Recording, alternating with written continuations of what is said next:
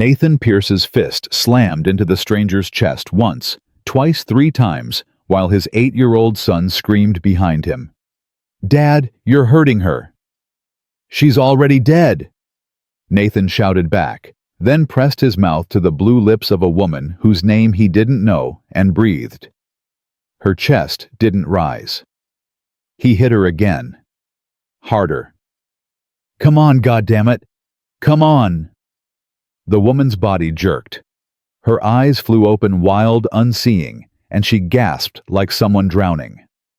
Nathan fell back in the snow, his hands shaking, covered in her blood. That was 4 minutes ago. Now the woman was dying again in his arms, and Nathan realized he'd just performed CPR on someone who would destroy his entire life in exactly 3 months. He just didn't know it yet. But what this dying stranger would reveal about his dead wife, about the real reason Sarah made him take that wilderness first aid course, about the secret she'd kept for 8 years, that truth would either save Nathan's family or annihilate everything Sarah died protecting. Before we continue, tell us where in the world are you watching from? Drop your city in the comments. We love seeing how far these stories travel. 4 minutes earlier. "Dad, the compass is broken." Nathan Pierce grabbed the device from his son's hand. The needle spun uselessly, magnetism scrambled by something, the storm, the mountain, the universe laughing at his planning. "Not broken, just confused." "That's what broken means," Ethan said. The kid was right. The kid was always right. 8 years old and already speaking in Sarah's voice, that matter-of-fact tone she'd used when Nathan was being an optimistic idiot. Nathan, denial isn't the same as hope. That's what she'd said during her last lucid week. December 19th, 3 years ago, right before the morphine took her somewhere Nathan couldn't follow. Now it was December 24th, and Nathan was lost on the same mountain where he'd proposed to her, where they'd hiked every anniversary, where he'd scattered half her ashes because she'd made him promise not to keep them all in that depressing urn. The other half waited in Ethan's backpack. Today was the day. 3 years. Time to let go. Except the mountain was erasing itself. Snow fell horizontally, driven by wind that screamed through the pines. Visibility maybe 20 feet. Temperature dropping fast. Nathan's weather app had promised light flurries. His weather app was a lying piece of shit. "We're turning back," Nathan said. "But we didn't." Now Ethan. They'd taken 3 steps when Nathan heard it. Not wind, not branches creaking under snow weight. A voice. Female. Weak. Barely human. "Help!" Nathan froze. Ethan's hand tightened around his. "Dad, stay behind me." The voice came from the embankment, a 45-degree slope that disappeared into white void. Nathan moved to the edge, peered over. Nothing. Just snow and scattered pines and, "Please, somebody." There. 30 feet down. A dark shape against the white. "Hello," Nathan shouted. "Can you hear me?" No response. "Ethan, stay right here. Don't move." "Dad, what if—" "Don't. Move." Nathan didn't wait for agreement. Couldn't afford to debate with an 8-year-old's very reasonable fear of abandonment. He half slid down the slope, using exposed roots for handholds, snow filling his boots. 20 feet down, he saw the blood. Dark red splashes frozen in crystalline patterns. A trail leading to 30 feet down, he found her. A woman slumped against a twisted pine. Mid-30s. Expensive hiking gear doing nothing to save her life. Left leg bent, wrong bone visible through torn fabric. Blood everywhere, but her face stopped Nathan's heart. Blue lips, half-closed eyes, skin the color of old ice. "Hey." Nathan dropped beside her, yanking off his gloves. "Can you hear me?" She didn't respond. Didn't blink. He pressed 2 fingers to her neck. Searching, searching. Nothing. "No. No, no, no." He tilted her head back. Cleared her airway, put his ear to her mouth. No breath, no pulse. Dead. Fuck! Nathan's hands moved automatically, the wilderness first aid course Sarah had forced him to take. 3 weekends he'd complained about. 3 weekends she'd insisted on. Trust me, Nathan. You'll need this. As if she'd known. As if she'd seen this exact moment. He positioned his hands on her sternum, pushed hard, felt ribs flex under his palms. 1, 2, 3, 4, 5. At 30 compressions, he tilted her head back again, pinched her nose, sealed his mouth over her blue lips and breathed. Her chest rose slightly. He breathed again. Nothing. Back to compressions, counting, pushing, feeling her body yield under his hands like something already broken. Come on, goddammit. Dad. Ethan was sliding down the slope, backpack bouncing. I told you to. She's dead, isn't she? Nathan kept compressing. Not if I can. Dad, you're doing it wrong. Mom's book said you have to do it harder. What book? The one in the emergency kit. The one Mom wrote stuff in. Ethan was already digging through the red nylon bag Sarah had packed. He pulled out a laminated card covered in Sarah's handwriting. Cardiac arrest in wilderness. Push hard. Push fast. Break ribs if necessary. Dead people don't sue for broken ribs. Sarah. Nathan's vision blurred. He repositioned. Pushed harder. Felt something crack under his hands. 1, 2, 3. At 30, he gave 2 breaths. Her chest rose better this time. Back to compressions. His arms burned. His lungs screamed. Snow fell on the woman's face, melting on skin that was too cold to freeze it. 1, 2, 3. Dad. Her fingers moved. Keep talking to her, Ethan. Say anything. Hi. I'm Ethan. That's my dad. He's really good at not giving up. He didn't give up on my mom even when the doctor said to. He held her for 3 days while she... The woman gasped. Nathan jerked back. Her eyes flew open, wild, unfocused, and she sucked air like someone drowning. Her body convulsed. Her hands clawed at Nathan's jacket. Easy, you're okay. She gasped again, and again, hyperventilating. Slow down, breathe slow, you're safe. Her eyes found his, green, terrified. You were... Yeah. Welcome back. She tried to sit up, screamed, collapsed back. Your leg's broken, Nathan said. Don't move. We've got help coming. We don't, Ethan whispered. I tried to call. No signal.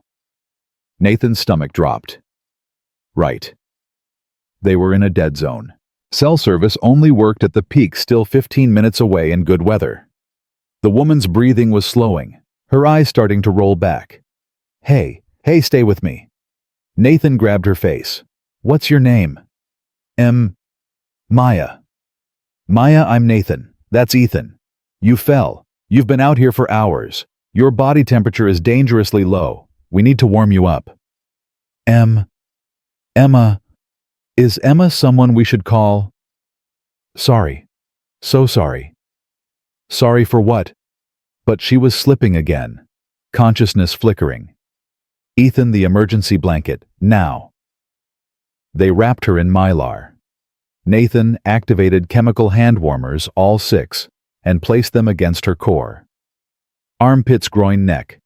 He stripped off his jacket and added it to the layers. Her pulse was weak but present, breathing shallow but steady. Okay, Nathan said, more to himself than her. Okay, you're going to make it. Dad, I'm going to try the peak. Maybe I can get signal. It's too... Mom would do it. The words hit Nathan in the chest. Because Sarah would do it. Sarah ran toward danger when people needed help. Ran toward it while Nathan calculated risks. Go, fast as you can. Stay on the trail. Ethan scrambled up the slope. Nathan pulled Maya closer, sharing body heat. Her head lolled against his shoulder. He could feel how cold she was, cold that had soaked into her bones. All right, Maya. Just you and me now, so you're going to stay awake. Her lips moved. No sound. My wife died 3 years ago today, Nathan said. Sarah. She was a nurse. Saved kids every single day at Denver Children's Hospital. Then she got ovarian cancer and... His voice cracked. And I couldn't save her. I could only hold her while she got cold. Like you. She got so cold at the end. Nothing warmed her up. Not blankets. Not me. Nothing. Maya's fingers twitched against his chest. But you're not dying. Understand, not today. Not on this mountain. Not on the anniversary of Sarah's death. I can't watch someone else. Nathan. He looked down. Maya's eyes were open, barely, but focused on him. Emma is my daughter. Nathan's breath caught. Where is she? We can call dead, 2 years ago, leukemia. The word hung in the frozen air. I'm sorry, Nathan whispered. I was her surgeon. I operated. I tried. Maya's face crumpled. I couldn't save her. My own daughter. All that training, all that knowledge, useless. Maya. I came here to finish it. Came here to... Stop. Nathan's voice came out harder than he intended. Maya flinched. You came here to finish what? He demanded. To die, to jump, to let hypothermia take you. She didn't answer. Didn't need to. Well, congratulations. You almost succeeded. Your heart stopped. I brought you back. So now you're going to live with that. You should have let me. I have an 8-year-old son who just watched me perform CPR on a stranger because 3 years ago, his mother made me take a wilderness first aid course. You know why she made me take it. Maya shook her head weakly. Because Sarah knew she was dying. Knew I'd be alone with Ethan. Knew I'd need to save someone someday to remember I wasn't powerless. She planned it. She fucking planned this moment. Nathan's hands were shaking. So no, I didn't save you for you. I saved you for my dead wife who somehow knew I'd need this, and for my son who needs to see his father succeed at something. You don't get to take that away by dying anyway. Maya's eyes filled with tears. I miss her, she whispered. I miss Emma every second. It doesn't stop. I know. How do you keep going? Nathan looked up the slope where Ethan had disappeared into the white.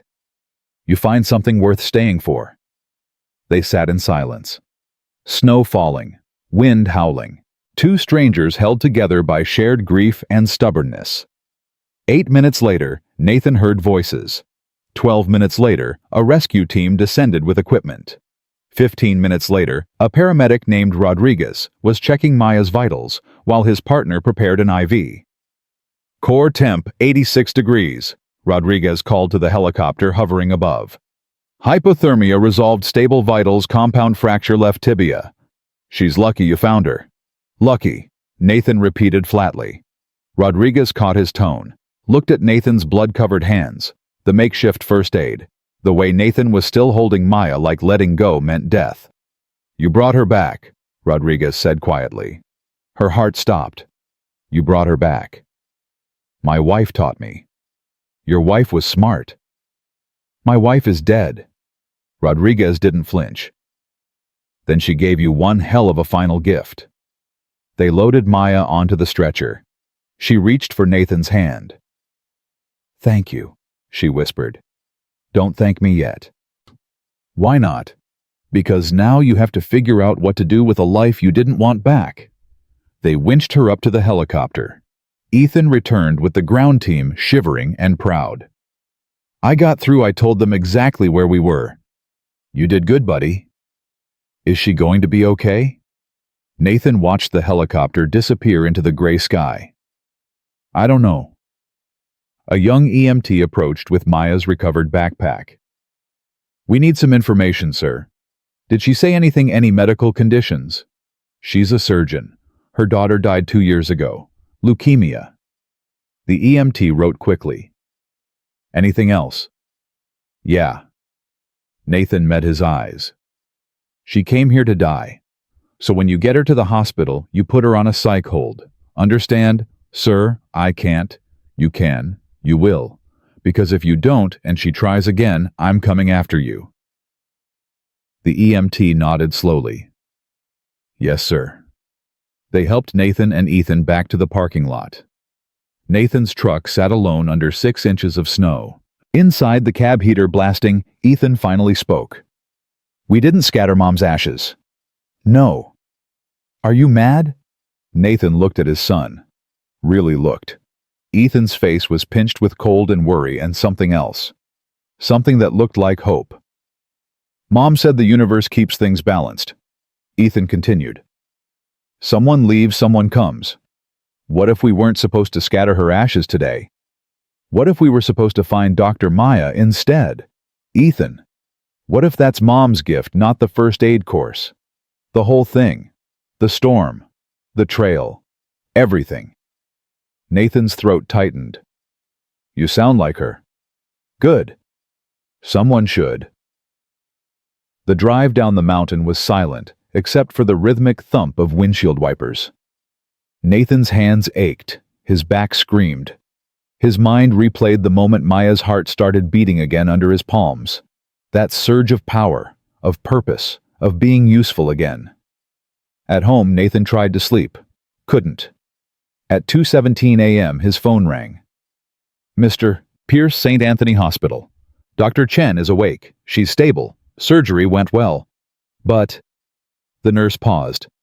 She's asking for you. She says she needs to explain something. Something about your wife. Nathan sat up. What about my wife? She wouldn't say. Just that you need to come tomorrow. That you'll want to know the truth. After the nurse hung up, Nathan sat in the dark. A surgeon, his age, who lost her daughter to the same kind of cancer that took Sarah, who came to a mountain to die on Christmas Eve, who knew something about Sarah. Nathan pulled out his phone, searched Dr. Maya Chen, Denver surgeon, leukemia. The results loaded. His blood went cold. The top article was from 2 years ago. Prominent pediatric surgeon's daughter dies despite experimental treatment. Dr. Maya Chen, head of pediatric oncology at Denver Children's Hospital, lost her 6-year-old daughter Emma to acute lymphoblastic leukemia yesterday. Dr. Chen had been treating Emma personally using an experimental protocol, Denver Children's Hospital, where Sarah worked, where Sarah died. Nathan scrolled down, found another article, surgeon resigns following daughter's death. Dr. Maya Chen has stepped down from her position at Denver Children's Hospital following the death of her daughter. Colleagues describe Chen as devastated and cite concerns about her mental state. And then Nathan saw it. A photo from a hospital fundraiser. 3 years old. Dr. Maya Chen standing next to a group of nurses. And there in the front row, wearing her purple scrubs and that crooked smile, Sarah. Nathan's hands shook so badly, he almost dropped the phone. Sarah knew Maya Chen. Sarah worked with Maya Chen. And Sarah had never mentioned her. Not once. At 6:00 a.m., Nathan stood in Ethan's doorway watching his son sleep. At 7:30 a.m., he made coffee he didn't drink. At 9:00 a.m., he drove to St. Anthony Hospital. The nurse led him to room 347, stopped outside. Mr. Pierce, Dr. Chen is fragile. Please be gentle. I'll do my best. He pushed open the door. Maya Chen lay in the hospital bed, leg elevated in a cast of 4 in her arm. She looked smaller than she had on the mountain. More human. More breakable. Her eyes met his. You came. You said you knew something about Sarah. I did. I do. Maya's voice cracked. Nathan, I need to tell you something. Something Sarah made me promise never to tell you. But after yesterday, after what you did, you deserve to know. Nathan's chest tightened. Know what? Maya took a shaking breath. Sarah didn't have ovarian cancer. The room tilted. What? She had something else. Something genetic. Something she chose not to treat because... Maya's eyes filled with tears. Because she was trying to save my daughter. Nathan couldn't breathe, couldn't think. What the fuck are you talking about? Sarah was Emma's bone marrow match, the only viable match we could find. She was scheduled to donate, but then she got sick, and the donation would have accelerated her condition, made it untreatable. Nathan grabbed the doorframe. Sarah chose Emma, Maya whispered. She chose my daughter over her own life, and she made me promise never to tell you, never to let you know what she gave up. The floor was falling away. She donated 2 weeks before she went into hospice. She gave Emma 6 more months. 6 months I got to hold my daughter because of Sarah. Nathan's vision blurred. But Emma died anyway. Yes. And Sarah died. Yes. So she sacrificed herself for nothing. No. Maya's voice turned fierce. She gave me 6 more months with my daughter. She gave Emma 6 more months of life. That's not nothing. That's everything. Nathan stumbled backward. All those nights holding Sarah while she got cold. All those days watching her fade. All that time thinking it was just bad luck, just random cells gone wrong, and she'd chosen it. Chosen to die so Maya's daughter could live a little longer. Nathan, please. But he was already walking fast, down the hallway, down the stairs, out into the parking lot where the winter sun was too bright and the air was too cold and nothing made sense anymore. His phone buzzed. Ethan. Dad, where are you? Did you see Dr. Maya? What did she say? Nathan stared at the message. Then he got in his truck and drove back to the mountain. Back to Widow's Peak, where Sarah's ashes waited. Because his wife had lied to him for 3 years, and he needed to ask her why. The mountain looked different in daylight. Nathan stood at the trailhead. Sarah's ashes, heavy in his backpack, staring at the path he'd descended 12 hours ago, with a stranger's blood on his hands. The storm had passed. Everything was crystalline, and still the kind of perfect winter morning Sarah used to call God showing off. He started walking. His phone had been buzzing for an hour. Ethan, Marcus, the hospital. He'd silenced them all. This conversation was between him and Sarah, and the dead didn't use cell phones. The hike took 40 minutes. His legs remembered the route, even though his mind was elsewhere, stuck in that hospital room, Maya's words playing on repeat. Sarah chose Emma over her own life. At Widow's Peak, Nathan set down his backpack, pulled out the wooden box his father-in-law had carved, opened it. Sarah's ashes were gray and white, and nothing like the woman who'd laughed and argued and saved people and lied to him for 3 goddamn years. Why? Nathan asked the box, the sky, the indifferent mountain. Why didn't you tell me? The wind answered with silence. I would have understood. I would have... His voice cracked. I would have tried to stop you. And there it was. The truth Sarah had known. Nathan would have fought her decision. Would have argued that Emma Chen wasn't worth Sarah's life. Would have said their son needed his mother more than a stranger's daughter needed 6 extra months. He would have been selfish, practical, wrong. Sarah had known that, so she'd lied. You didn't trust me, Nathan said to the ashes. You thought I'd choose you over doing the right thing, and you were right. I would have, every time. His phone buzzed again. He pulled it out ready to silence it, but the caller ID stopped him. Maya Chen. Nathan stared at the screen, let it ring 4 times before answering. How did you get this number? Hospital records. Maya's voice was hoarse. Nathan, I'm sorry. I shouldn't have told you. Sarah made me promise. She made you promise a lot of things, apparently. Silence. Where are you? Maya asked finally. Where do you think? The Peak. Nathan, whatever you're thinking, don't do something you can't take back. Like donating bone marrow when you're dying. Like choosing someone else's kid over your own husband and son. She loved you. She loved Ethan more than anything. Just not enough to stay alive. That's not fair. Fair. Nathan laughed, harsh, ugly. You want to talk about fair? My wife spent her last 18 months in pain because she was keeping herself alive long enough to save your daughter. And then Emma died anyway. So Sarah's sacrifice bought you 6 months of watching your kids suffer. Tell me how that's fair." He heard Maya's breath hitch. "You're right," she said quietly. "It's not fair. None of it is." But Sarah didn't see it that way. She said, Maya's voice broke. She said, "Every extra day with someone you love is worth any price." Nathan closed his eyes. That sounded like Sarah. Optimistic idiot Sarah, who believed in cosmic balance and second chances and love that multiplied instead of divided. "She wanted me to tell you something," Maya continued. "If anything happened to her, if you ever found out, I don't want to hear it. She said you'd be angry, said you'd come to the mountain and yell at her ashes, said you'd feel betrayed." Nathan's chest tightened. "She knew me pretty well. She said to tell you this, Nathan Pierce, you stubborn ass, stop counting what I gave up and start counting what I gave you. Emma got 6 more months. You got 8 more years of not being a widower. Ethan got 3 more years of having a mother. That math works. Stop being mad at me for choosing addition." Nathan's vision blurred. "She wrote it down," Maya said. "Gave it to me in a sealed envelope. I've been carrying it for 3 years. Why didn't you find me after she died? After Emma died? Why didn't you?" "Because I couldn't face you. Because every time I looked at my daughter, I saw Sarah dying so Emma could live.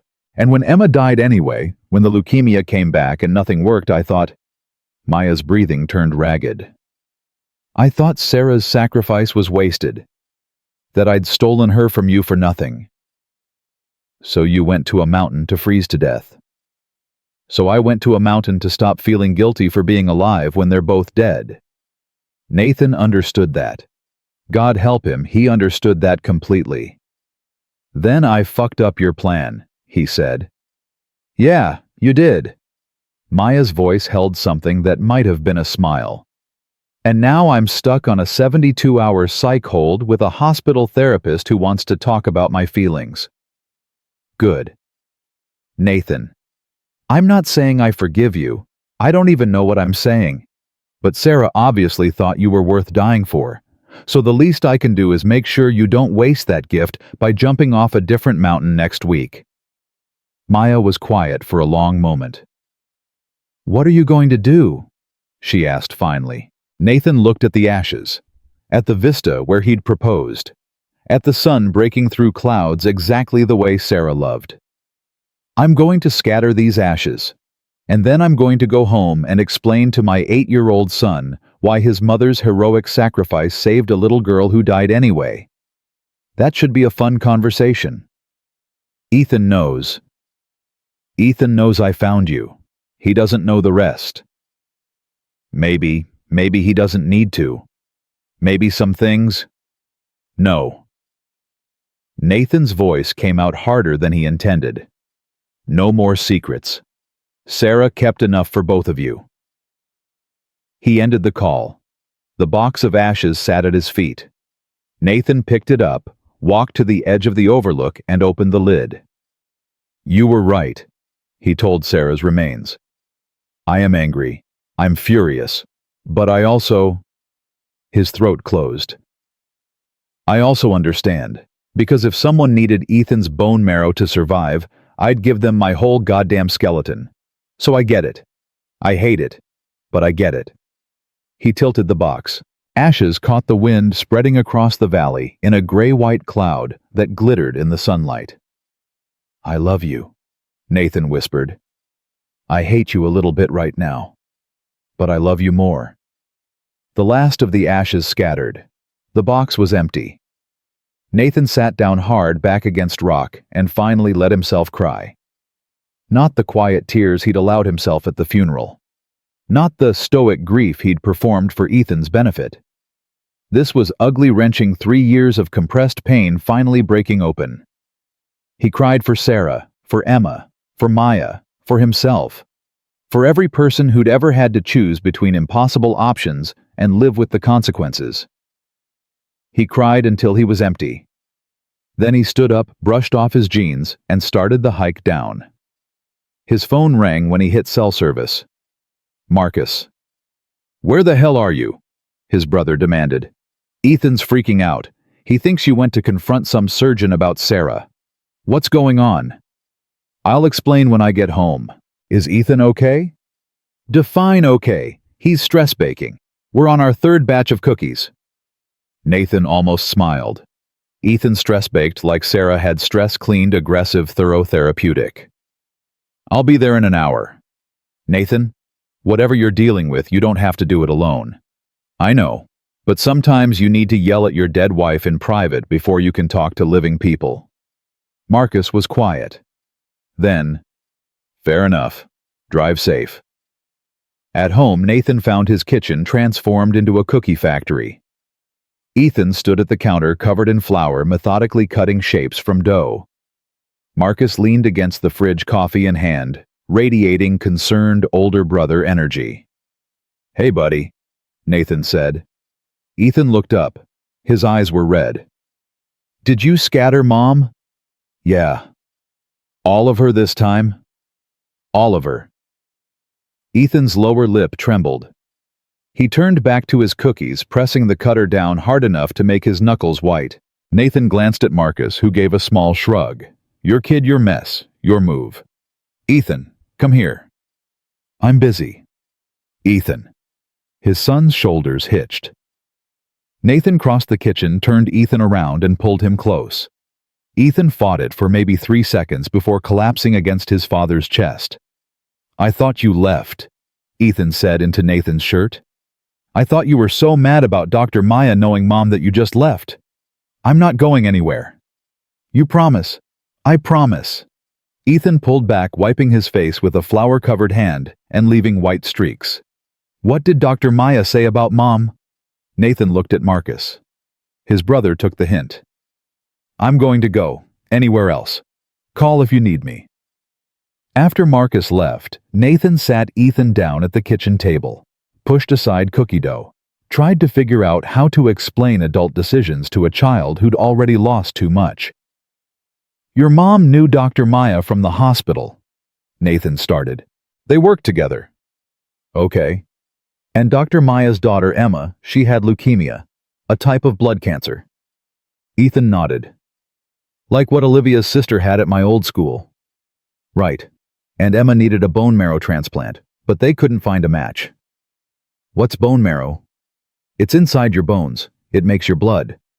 When someone has leukemia, their bone marrow doesn't work right, so sometimes they need someone else's marrow to replace it. Did they find a match for Emma? Nathan's chest tightened.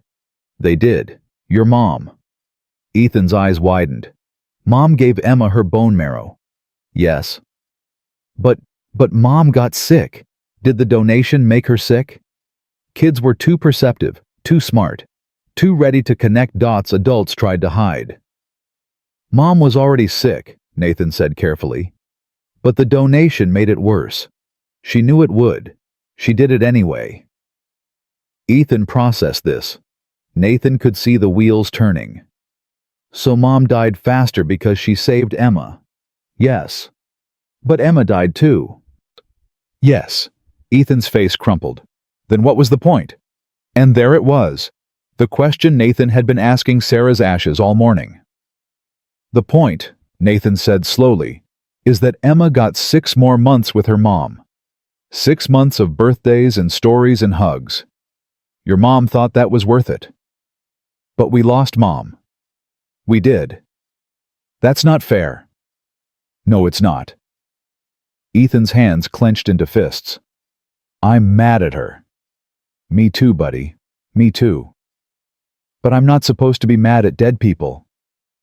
Says who? Ethan blinked. Everyone. Grandma. Uncle Marcus. My therapist. They all say Mom's in heaven, and she loved us, and we should remember the good times. That's all true. And you can still be mad at her. Really? Really? Love and anger can exist at the same time. Your mom knew that. She knew we'd be angry when we found out. She was okay with it. Ethan wiped his nose. How do you know? Because she left us a message. Through Dr. Maya. She said, Nathan had to clear his throat. She said to stop counting what she gave up and start counting what she gave us. Emma got 6 more months. You got 3 more years of having a mother. Is that supposed to make me feel better? I don't know. Does it? Ethan thought hard. Finally shook his head. Not yet. Maybe later. That's fair. They sat in silence. The kitchen smelled like sugar and vanilla. Outside, snow was starting to fall again, light flurries this time, the kind that wouldn't erase the world. Dad. Yeah. Are you going to see Dr. Maya again? Nathan hadn't thought about it. Hadn't planned past scattering Sarah's ashes and surviving this conversation. I don't know. Maybe. Why? Because Mom saved her daughter. And you saved her. That means something. What does it mean? Ethan shrugged. I don't know yet. But Mom said the universe keeps things balanced. Someone leaves, someone comes. Maybe Dr. Maya is the someone who came. Ethan? I'm not saying she replaces Mom. Nobody replaces Mom. But maybe Mom sent her to us, so we could save her, so she wouldn't be alone anymore. Nathan looked at his 8-year-old son, who was too wise for his age, too kind for his grief, too much like Sarah. When did you get so smart? I've always been smart. You just don't listen because I'm short. Nathan laughed, surprised it out of him. Ethan grinned, and for a second Sarah was in the room with them, in that crooked smile, in that matter-of-fact tone. Finish your cookies, Nathan said. I need to make a phone call. He went to his bedroom, closed the door, pulled up Maya's number. She answered on the first ring. Nathan. I told Ethan. About the donation. About Emma. How did he take it? Better than I did. He thinks Sarah sent you to us. Maya's breath caught. What do you think? Nathan looked at the framed photo on his dresser, Sarah, Ethan, and him at this exact mountain 3 years ago. Sarah's hand on Ethan's shoulder. Her smile bright and real and full of secrets she'd never share. I think my wife was a manipulative, self-sacrificing hero who planned her own legacy like a chess game. And I think she'd be really smug right now if she knew her plan worked. What plan? Getting me to care whether you live or die. Silence. Nathan. When do they release you from the psych hold? 2 more days. Then outpatient therapy, medication, regular check-ins. Where are you going after? I don't know. My apartment's gone, couldn't afford rent after I quit the hospital. I've been staying in extended stays, moving every few weeks, so I don't have to think about putting down roots. That's a terrible plan. I know. Nathan surprised himself with what came next. Stay with us. What? Not forever. Just until you figure things out. We have Sarah's old office. It's got a daybed. Ethan's stress bakes when he's anxious so you won't starve. And... Nathan paused. And maybe we all need to stop running from Sarah's ghost and figure out what she wanted us to do with her sacrifice. Nathan, I can't impose. It's not an imposition. It's finishing what Sarah started. She saved Emma. I saved you. Now we figure out what comes next. Maya was crying. Nathan could hear it in her breathing. Why are you doing this? She whispered. Because my 8-year-old son is smarter than me. Because Sarah would want me to. Because... Nathan's voice roughened. Because you and I are the only 2 people on Earth who understand exactly what Sarah gave up. And I'm tired of being angry alone. I'm tired too. Then stop running. Come here. Let us help. I don't deserve... Neither did Sarah. Neither did Emma. None of us deserve what we get. But we can choose what we do with it. Maya was quiet for so long, Nathan thought she'd hung up. Then, okay. Okay, I'll stay. Temporarily. Until I figure out what to do next. Good. I'll pick you up when they release you. After he hung up, Nathan sat on his bed staring at his hands. The same hands that had performed CPR on a stranger. That had scattered Sarah's ashes. That were shaking now with something that might have been fear, or relief, or both. His door creaked open. Ethan peeked in. Is she coming? How did you... Your voice changes when you're being nice to sad people. You used it with Mom's nurses, and with Grandpa after Grandma died. Nathan held out his arm. Ethan came over, climbed onto the bed, tucked himself against his father's side. Are you scared? Ethan asked. Terrified. Of what? Of getting it wrong. Of making your mom's sacrifice mean something and messing it up. Of... Nathan swallowed hard. Of letting someone else into our lives and losing them too. Ethan was quiet. Then, Mom used to say scared and brave looked the same from the outside. She did. Yeah. Right before she went into surgery, the big one.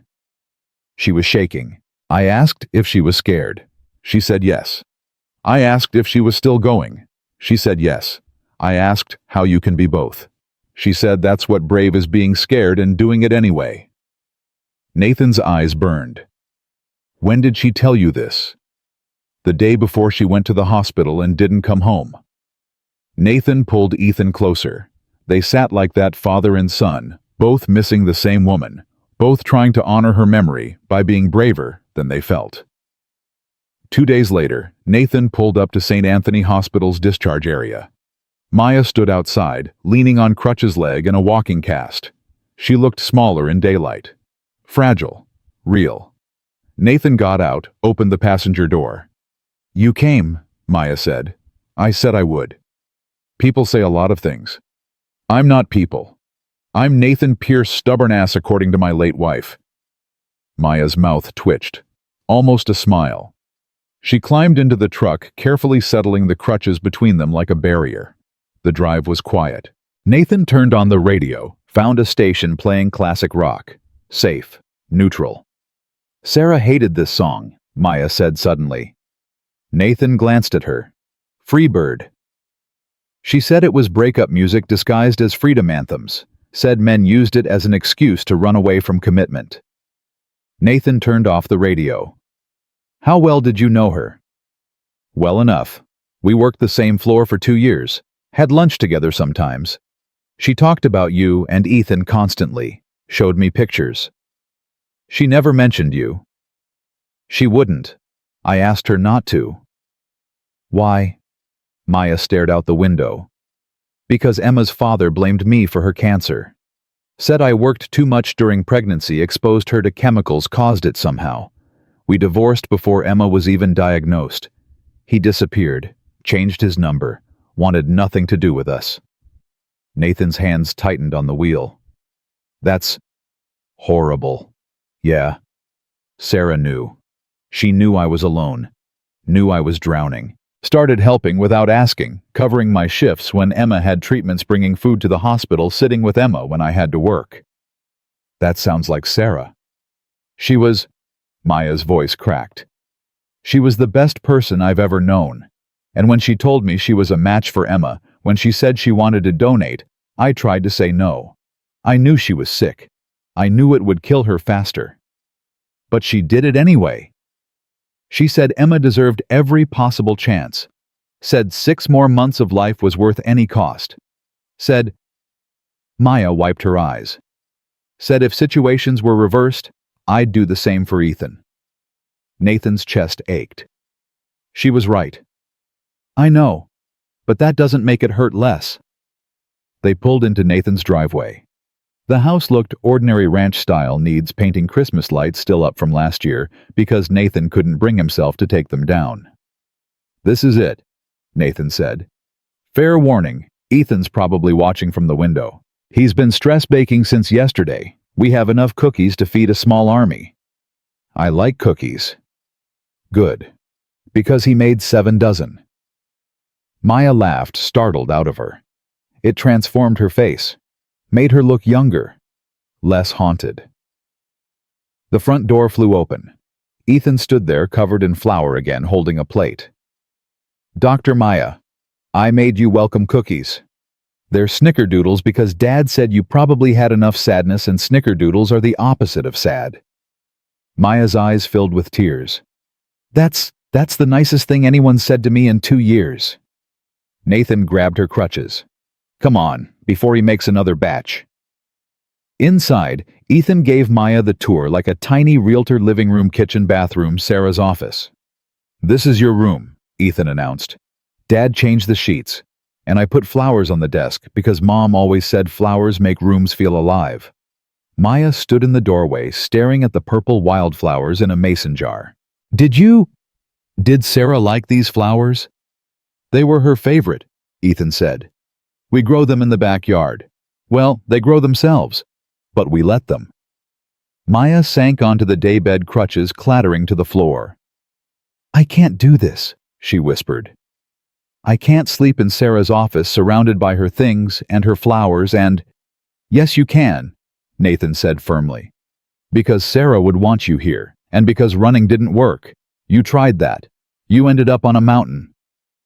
"Maybe I should try a different mountain." "There aren't enough mountains in the world to outrun grief." Maya looked up at him. "How do you know?" "Because I've been trying for 3 years." Ethan sat down beside Maya, small and serious. "My therapist says grief is like carrying a backpack. At first it's really heavy, then you get stronger. The backpack doesn't get lighter, you just get better at carrying it." "Your therapist sounds smart," Maya said. "She's okay. She made me talk about Mom dying for like 6 months. I hated it. But then I stopped hating it. So, I guess it worked." Maya wiped her face. "How old are you again?" "Almost 9.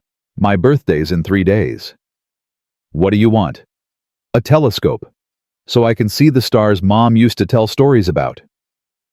Maya glanced at Nathan. "Did you get him one?" "Ordered it 3 months ago. It's hiding in the garage." "Can I help with his party?" Nathan and Ethan exchanged looks. "We don't really do parties," Nathan said carefully. "It's usually just us, maybe Marcus, some cake." "That's because Dad doesn't know how to decorate," Ethan explained. "Mom used to make everything perfect, themes and games and stuff. Dad just buys a cake from Costco." "Hey, Costco makes good cake." "It's fine, Dad. Not perfect, just fine." Maya smiled, really smiled. "I could help, if you want. I used to throw Emma elaborate parties. Princess themes, superhero themes, science themes. I have boxes of decorations in storage." Ethan's eyes went wide. "Science theme." "Emma wanted to be an astronaut. We did a space party. Hung planets from the ceiling. Made a cake that looked like Mars." "That sounds amazing." Nathan felt something shift in his chest. Watching Maya and Ethan connect over birthday parties and dead mothers and the shared language of grief. "You don't have to," Nathan started. "I want to," Maya said firmly. "Let me do this. Let me be useful for something besides failing to save people." The room went quiet. "You didn't fail," Ethan said. "You tried. That's what Mom always said, trying is the opposite of failing." Maya stared at this 8-year-old who talked like a philosopher. "Your mom really was something special, wasn't she?" "Yeah," Ethan said simply. "But she's gone, and you're here, so we should probably make the best of it." Nathan choked on something between a laugh and a sob. "Okay," he managed. "Okay. Space-themed birthday party, but nothing too elaborate. We're working with a Costco budget." "Costco budget is perfect," Maya said. "Emma's best party cost $40 and a lot of creativity." For the first time since finding Maya on that mountain, Nathan felt something other than anger or confusion or bone-deep exhaustion. He felt possibility, and that scared him more than anything. Maya moved in on a Thursday. She arrived with 2 duffel bags and a cardboard box labeled Emma's Things in faded marker. Nathan helped her up the porch steps, while Ethan carried the lighter bag, chattering about the space party plans he'd been sketching all morning. "We need planets," Ethan was saying. "Big ones, and stars, lots of stars. Can we hang them from the ceiling?" "We can hang anything you want," Maya said, pausing to catch her breath. The crutches made everything harder. "Your mom and I used to joke that birthday parties were just excuses for adults to play with craft supplies."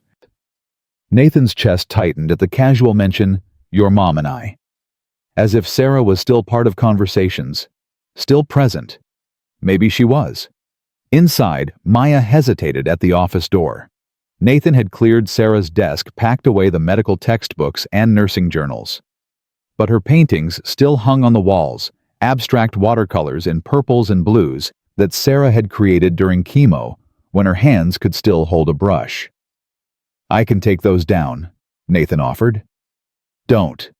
Maya set her bag on the daybed. "They're beautiful." She was talented. She never thought so. Said her paintings looked like toddler art. She was wrong. Ethan appeared in the doorway. "Mom always said art doesn't have to be perfect to be meaningful. She said the point is making something from nothing." Maya's eyes filled. She turned away quickly, pretending to arrange things in her bag. "I'm going to unpack," she said. "Give me an hour." Nathan ushered Ethan out, closed the door. They stood in the hallway, listening to Maya cry quietly on the other side. "She's really sad," Ethan whispered. "Yeah. Are we supposed to help?" "I don't know, buddy. Sometimes people need to be sad alone." "That's what you do." Nathan looked down at his son. "What?" "When you're sad about Mom, you go to the garage and pretend to organize tools, but you're really just being sad alone." Kids saw everything, remembered everything, filed it away to weaponize later. "You're too smart for 8, Nathan said. "Almost 9. "Right. Almost 9. Come on. Let's give Dr. Maya some space." That night, they ordered pizza. Maya emerged from the office at 6 eyes red but composed. She'd changed into clean clothes jeans and one of those soft sweaters that looked expensive but probably came from Target. Her hair was pulled back. She'd put on makeup to hide the crying. Nathan pretended not to notice. "Pepperoni okay?" he asked. "Pepperoni's perfect." They ate at the kitchen table. Ethan dominated conversation school drama, his friend Tyler's new puppy, the science project due next month. Normal kid stuff, safe stuff. Maya listened like Ethan was telling her state secrets, asked follow-up questions, laughed at his jokes. Nathan watched them interact and felt something crack open in his chest, the same thing that had cracked on the mountain. The ice he'd built around himself after Sarah died, melting in slow, terrifying increments. After dinner, Ethan pulled out his birthday party sketches. He'd drawn planets in careful colored pencil Saturn, with rings Jupiter, with its red spot Mars in rust orange. "We need these," Ethan explained, spreading papers across the table. "But bigger, like really big. And we need to hang them so people can walk under them." "Papier-mâché," Maya said immediately. "Balloons as bases, newspaper strips, paint. I did this for Emma's party. Cost maybe $20. Can you show me how? Tomorrow. We'll start tomorrow." Ethan's face lit up like Christmas. This is going to be the best birthday ever. Nathan's throat tightened. Because it wouldn't be. Couldn't be. Sarah wasn't here to see it. But Maya was. And that felt like betrayal and grace in equal measure. After Ethan went to bed, Nathan and Maya sat in the living room. She took Sarah's old chair, the one by the window that got good afternoon light. Nathan didn't tell her it was Sarah's chair. Didn't want to make everything a landmine. "Thank you," Maya said quietly. "For this. For letting me stay." "You already thanked me." "I'll probably thank you a lot. I'm not good at accepting help." Neither was Sarah. Maya smiled. She really wasn't. I tried to cover her shifts when she got sick. She fought me every time, said she didn't want special treatment. That sounds exactly like her. They sat in comfortable silence. The house creaked and settled around them. Outside, snow fell in lazy spirals through the streetlight. "Can I ask you something?" Maya said. "Sure. Do you hate me for taking Sarah's bone marrow, for being the reason she died faster?" Nathan considered lying, considered the easy comfort of, no, of course not.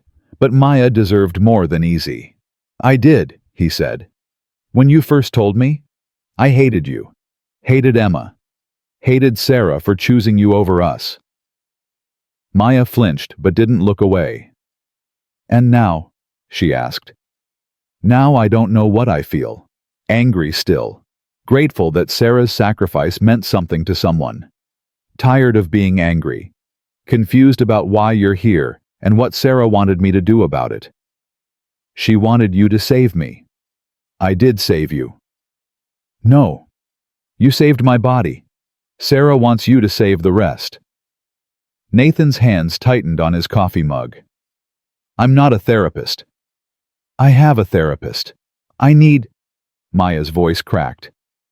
I need someone who understands what it's like to lose everything and keep breathing anyway.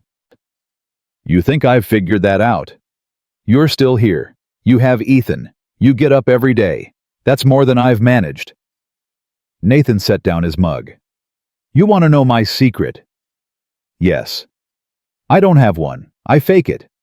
I get up because Ethan needs breakfast. I go to work because bills don't care about grief. I smile at other parents at school pickup because the alternative is screaming. It's not noble, it's not brave, it's just survival. Maya wiped her eyes. That's exactly what I need to learn. Why? Because I'm tired of wanting to die. I'm tired of mountains and pills and plans.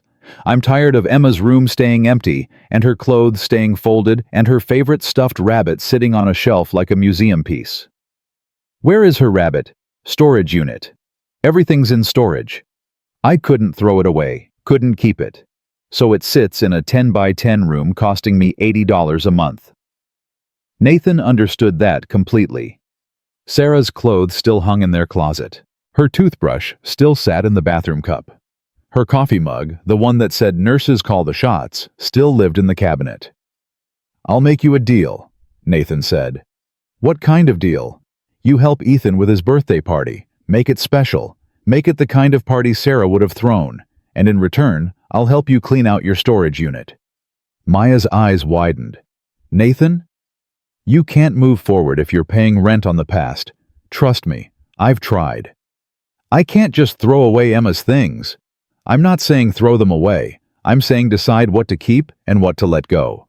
Box up the memories that matter. Donate the rest. Give her clothes to kids who need them. Give her toys to children's hospitals. I can't. Yes, you can. Because Emma would want her stuff to matter. To help people.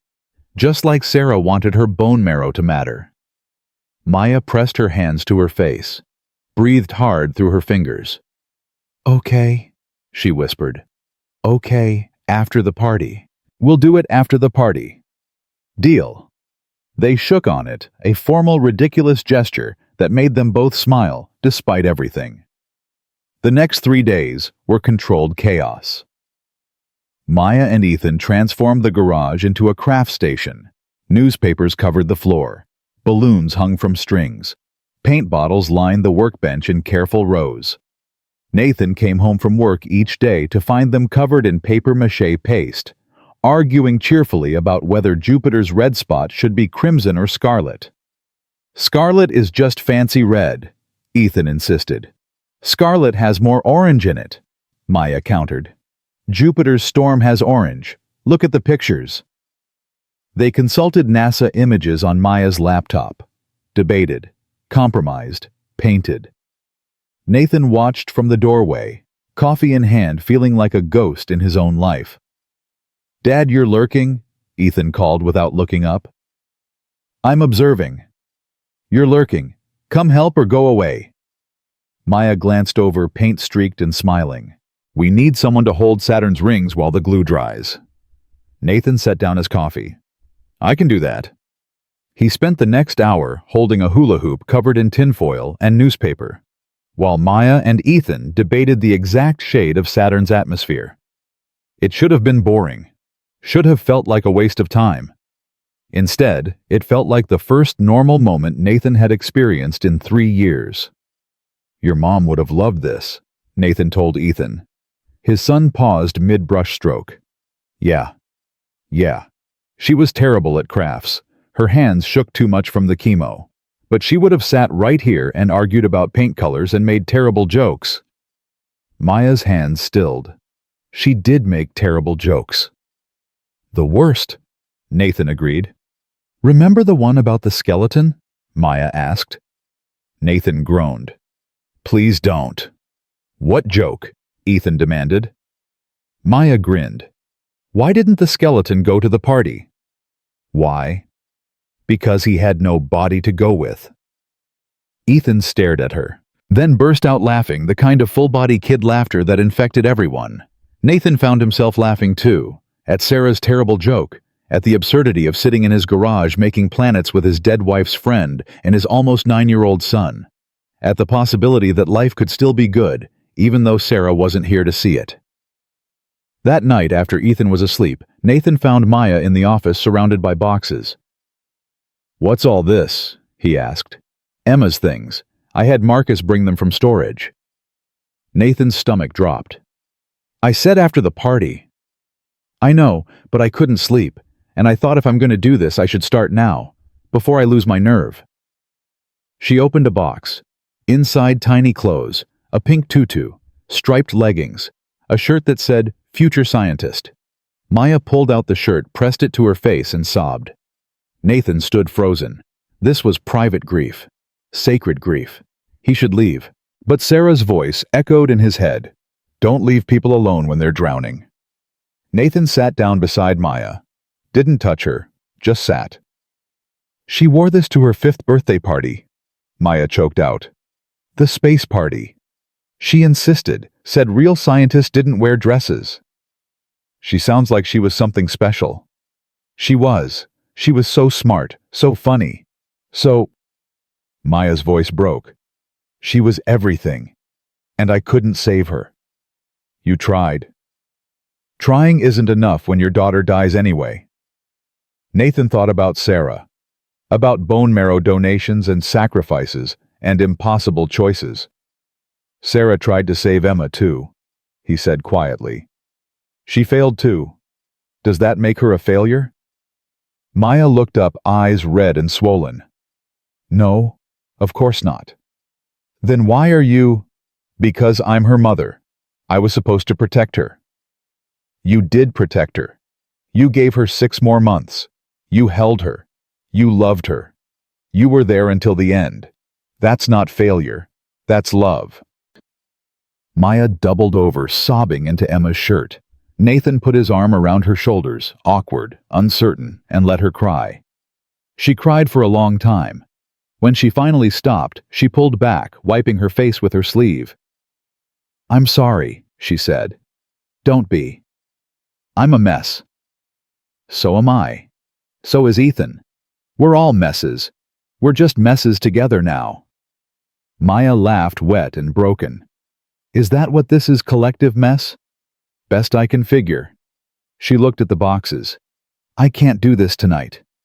Then don't. Do it tomorrow. Or next week. Or next year. There's no deadline on grief. Your son said grief is like a backpack that doesn't get lighter. You just get stronger. He's smarter than both of us. Yeah. Maya folded Emma's shirt carefully, placed it back in the box. He really is. Ethan's birthday arrived cold and clear. Nathan woke early, started coffee, found Maya already in the kitchen, making pancakes shaped like stars. You didn't have to, he started. I wanted to. Emma loved birthday pancakes. It feels right to make them for Ethan. Nathan poured coffee, handed her a mug. They worked in comfortable silence, Maya cooking, Nathan setting the table. When Ethan emerged sleepy and bedheaded, he stopped dead in the doorway. Are those star pancakes? Happy birthday, buddy, Nathan said. Ethan's face split into a grin. This is already the best birthday. Wait until you see the garage, Maya said. After breakfast, they unveiled the decorations. The garage had been transformed into a solar system. Planets hung from the ceiling on fishing line. Stars covered the walls, glow-in-the-dark stickers Maya had bought in bulk. A banner spelled out, Happy Birthday, Ethan, in silver letters. And in the center, carefully wrapped the telescope. Ethan's eyes went wide. Is that... Open it, Nathan said. Ethan tore through wrapping paper like a tornado, pulled out the telescope, stared at it with reverence, usually reserved for religious artifacts. This is Dad. This is... I know. Your mom ordered it before she died. She made me promise to give it to you when you were old enough. That wasn't exactly true. Nathan had ordered it 3 months ago. But it felt true. Sarah would have ordered it, would have wanted Ethan to have it. Sometimes love required small lies that served larger truths. Can we use it tonight? Ethan asked. If it's clear, Nathan said. It'll be clear. I can feel it. The party was small. Marcus came with his husband Tom, 2 kids from Ethan's class, Mrs. Patterson from next door who'd known Sarah and cried quietly when she saw the decorations. Maya ran the activities, Pin the astronaut on the Moon Solar System trivia rocket ship ring toss. She was good with kids, natural. They gravitated to her like she was the fun aunt who let you break minor rules. Nathan watched her teach kids about planets, watched her laugh at their jokes, watched her be fully present in a way she probably hadn't been since Emma died. And he felt it again, that crack in his chest widening, letting in light, letting in possibility. She's good for you, Marcus said quietly, appearing at Nathan's elbow. It's not like that. I didn't say it was like anything. I said she's good for you, for Ethan. She makes you both smile. Sarah just died. 3 years ago. That's not just. Nathan's jaw tightened. Don't. Don't what? Point out that you're allowed to be happy, that Sarah would want you to be happy. You didn't know Sarah. I knew her for 10 years. I was at your wedding. I held Ethan when he was born, and I know Sarah would kick your ass if she saw you punishing yourself for surviving. Nathan wanted to argue, wanted to defend his grief, his loyalty, his right to stay frozen. But Marcus was right. Sarah would kick his ass. I'm not. It's not about being happy, Nathan said. It's about not forgetting. Who said anything about forgetting? You can remember Sarah and still let new people in. The heart's not a one-person hotel, Nathan. It's got room. Before Nathan could respond, Ethan ran up, dragging Maya by the hand. Dad, Dr. Maya knows all the constellations she's going to show me tonight with the telescope. Nathan looked at Maya. She shrugged, smiling. Emma and I used to stargaze. I know a few things.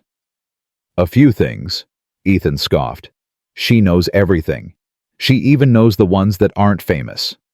Guilty, Maya admitted. Astronomy was Emma's obsession. I learned so I could keep up. That night after the party ended and the garage was cleaned and the leftover cake was wrapped, they set up the telescope in the backyard. It was cold, clear. The stars sharp as diamonds against black velvet. Maya adjusted the telescope, showed Ethan how to focus. He pressed his eye to the lens and gasped. I can see them. I can actually see them. That's Jupiter, Maya said. See the stripes. Those are cloud bands. Whoa. Nathan stood back, letting them work, watching his son discover the universe through a lens while a woman who'd lost everything taught him how to look. Dad, come see, Ethan called. Nathan looked through the telescope. Jupiter hung there, massive, detailed, impossibly real. Sarah would have loved this, he said before he could stop himself. She would have, Maya agreed. She told me once that she wanted Ethan to know the universe was bigger than his problems. That perspective helps with grief. Nathan stepped back from the telescope. When did she tell you that? The day before she donated. We were sitting in the pre-op room. She was terrified. Not of dying, she'd made peace with that, but of leaving you and Ethan without tools to process it. What did you say? I said she'd given you the most important tool already, love. That love doesn't end when people die. It transforms, becomes memory, becomes stories, becomes... Maya gestured at the sky. Becomes everything. Ethan was still glued to the telescope, tracking Jupiter across the lens. I'm glad you're here, Nathan said quietly. Maya turned to him, surprise clear on her face. Yeah. Yeah. I'm still angry at Sarah for lying. Still angry at the universe for taking her. Still angry at myself for not being enough to make her stay. But, Nathan paused. But I'm also grateful that Sarah saved Emma, that I saved you, that we're all standing here looking at stars instead of drowning separately. Me too, Maya whispered. Ethan pulled back from the telescope. Guys, I found Saturn, come look. They took turns looking at Saturn's rings, at Mars.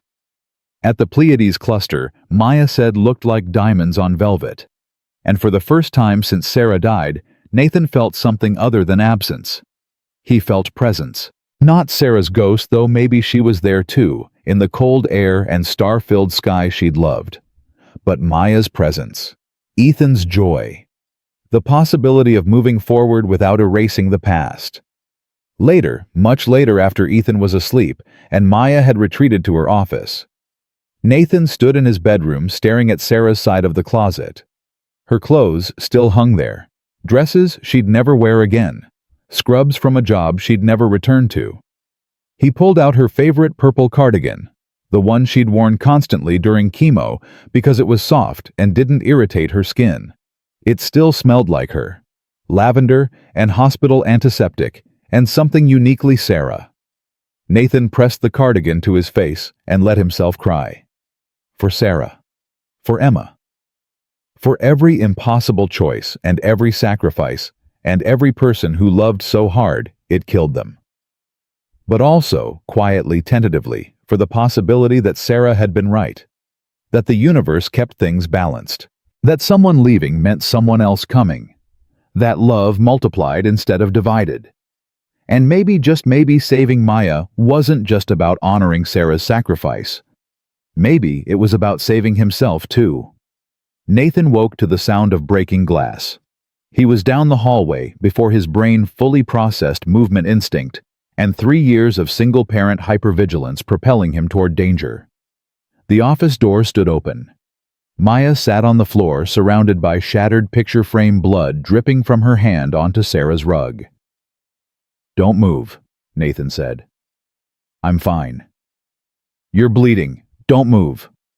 He grabbed the first aid kit from the bathroom, the same one Sarah had assembled, the same one that had saved Maya's life on the mountain, knelt beside her, took her hand.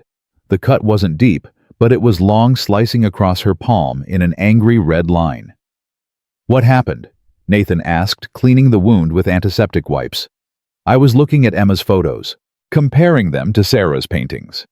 I wanted to see if they had similar styles, if the universe was trying to tell me something.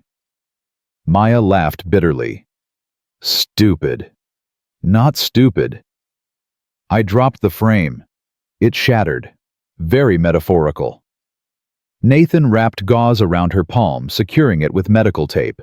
His hands remembered the motions he'd done this for Sarah countless times, when chemo made her clumsy, when simple tasks became impossible. What were you really doing? He asked. Maya's eyes filled. Looking for signs. Looking for proof that Sarah and Emma, that they're together somewhere. That their deaths meant something beyond pain and loss, and two people who miss them desperately. Did you find any? No, just broken glass and blood. Nathan finished bandaging, sat back on his heels. Sarah didn't believe in signs, he said. She believed in action, in choices, in people showing up for each other even when it's hard. That's not comforting. It's not supposed to be. Comfort is a lie we tell ourselves so we can sleep at night. Maya stared at him. That's the most honest thing you've said since I moved in. Don't get used to it. I'm usually much better at lying. They cleaned up the broken glass together. Nathan swept while Maya held the dustpan with her good hand. Domestic and strange and more intimate than Nathan had been with anyone since Sarah died. When they finished, Maya didn't go back to bed. Neither did Nathan. They sat in the living room as dawn crept through the windows, coffee cooling in their hands, not talking. Finally, Maya spoke. I have to go back to work. Nathan's stomach dropped. What? Not surgery. I can't do that again. But the hospital called. They need someone to run their grief counseling program for families who lose children. They want me. Why would you do that to yourself?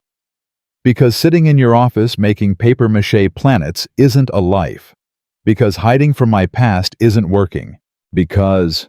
Maya's voice cracked. Because maybe I can help other parents survive what I couldn't. Nathan wanted to argue, wanted to tell her it was too soon, too hard, too dangerous. But Sarah's voice whispered in his head. Let people make their own choices, even bad ones. When do you start? He asked. 2 weeks. If I take the job. If... Maya looked at him. I need to know it's okay. That I'm not abandoning you and Ethan by moving forward. We're not your responsibility. You saved my life. That makes you my responsibility. That's not how it works. Then how does it work, Nathan? Tell me the rules, because I don't know how to be alive again without feeling guilty about it. Nathan set down his coffee. You want the truth? Always. I'm terrified of you leaving. Not because I need you. I survived 3 years alone. I can survive more. But because Ethan needs you. He smiles when you're around. He talks about the future, like it's something to look forward to, instead of something to endure. And if you leave, if you take that job and disappear into your grief again, he'll think it's his fault. He'll think he wasn't enough to make you stay. Maya's hand flew to her mouth. Nathan, so, take the job. Move forward. But don't abandon us. Don't make me explain to my 9-year-old son why another person he loves chose grief over him. The words hung heavy between them. I would never, Maya started. You already did. On that mountain, you chose death. I brought you back. Don't make me regret it. Maya stood abruptly. That's not fair. Nothing about this is fair. Sarah's dead. Emma's dead. You wanted to die. I wanted to let Sarah go, but she tied herself to you through some cosmic guilt trip disguised as sacrifice. Nothing is fair. But here we are. So we either figure out how to live with it, or we don't. What do you want from me? Nathan stood too. They faced each other across the coffee table. Two people drowning in different oceans, trying to figure out if the same shore could save them both. I want you to stay, Nathan said. Not forever.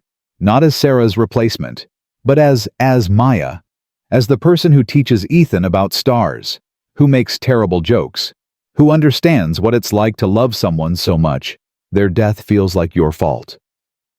It wasn't your fault. It wasn't yours either. Maya's face crumpled. She sank back onto the couch. Nathan sat beside her, close but not touching. I don't know how to do this, Maya whispered. Neither do I. Then how do we? We fake it. We get up every day. We take the jobs and make the choices and pretend we know what we're doing. And maybe eventually it stops feeling like pretending. Maya wiped her eyes. Is that what you do? Every single day? Does it get easier? No, but you get stronger, just like Ethan's therapist said. They sat in silence as morning light filled the room. Outside, birds were starting their chorus. The world kept turning despite their grief. Despite everything. I'll take the job, Maya said finally. But I'll stay here, if that's okay. I'll pay rent. I'll help with Ethan. You don't have to pay rent. Nathan. You're helping with Ethan. That's worth more than money. And, Nathan paused. And I like having you here. The house feels less empty. Maya's smile was small but real. Okay, I'll stay. Good. But we need to clean out my storage unit. That was the deal. Nathan had hoped she'd forgotten. After you start the job, get settled first. No, now, before I lose my nerve. So that Saturday they drove to the storage facility on the edge of Denver. Ethan came too, insisted on it, despite Nathan's protests. Emma was my age, Ethan had argued. I should be there. The storage unit was exactly as Maya had described, 10 by 10, crammed with boxes and furniture, and the accumulated debris of a life interrupted. Maya stood at the entrance, hand on the rolling door frozen. "I can't," she whispered. "Yes, you can," Nathan said. "I haven't been here since the funeral. Since we packed up her room." "Then it's time." Maya pulled up the door. The smell hit them immediately, musty and stale air that had been trapped for 2 years. Inside a child's bed frame. A dresser painted lavender. Boxes labeled in thick marker. Emma's clothes, 02. Emma's clothes, 3 to 4. Emma's toys. Emma's books. Emma's art. So many boxes. So much life packed away. Maya stepped inside like she was entering a tomb. Ran her hand over the dresser. "I painted this when I was pregnant," she said. "Emma's father said lavender was too girly. I did it anyway." "Good," Ethan said. "Lavender's the best color. Mom thought so too." Maya smiled through tears. She did, didn't she? They worked for hours. Nathan and Ethan brought boxes outside. Maya sat in the weak winter sun, opening them one by one. Some things she kept: Emma's favorite blanket, a stuffed elephant named George, a painted handprint from preschool. Some things she let go: baby clothes too small to keep toys broken, or forgotten art projects that hadn't survived storage. And some things she gave to Ethan. "This was Emma's space book," Maya said, pulling out a battered hardcover. "She made me read it every night for 6 months. You should have it." Ethan took it carefully, like it was made of glass. "Are you sure?" "Emma would want someone to love it. Someone who loves space like she did." "I'll take really good care of it." "I know you will." They filled donation bags, loaded Nathan's truck, made 3 trips to Goodwill. When they finally finished, the storage unit was nearly empty. Just the furniture remained too big to donate, too painful to keep. "I'll sell it," Maya said. "Or give it away. I don't need a child's bed frame." Nathan looked at the lavender dresser, at the bed frame that had held a little girl who'd loved space and science, and her mother. "Keep them," he said. "Nathan, not for Emma, for the future, for the kids you'll counsel. Some of them won't have beds, won't have furniture. You could give these to families who need them, in Emma's name."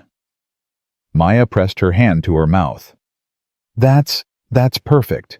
That's exactly what Emma would want." They closed the storage unit.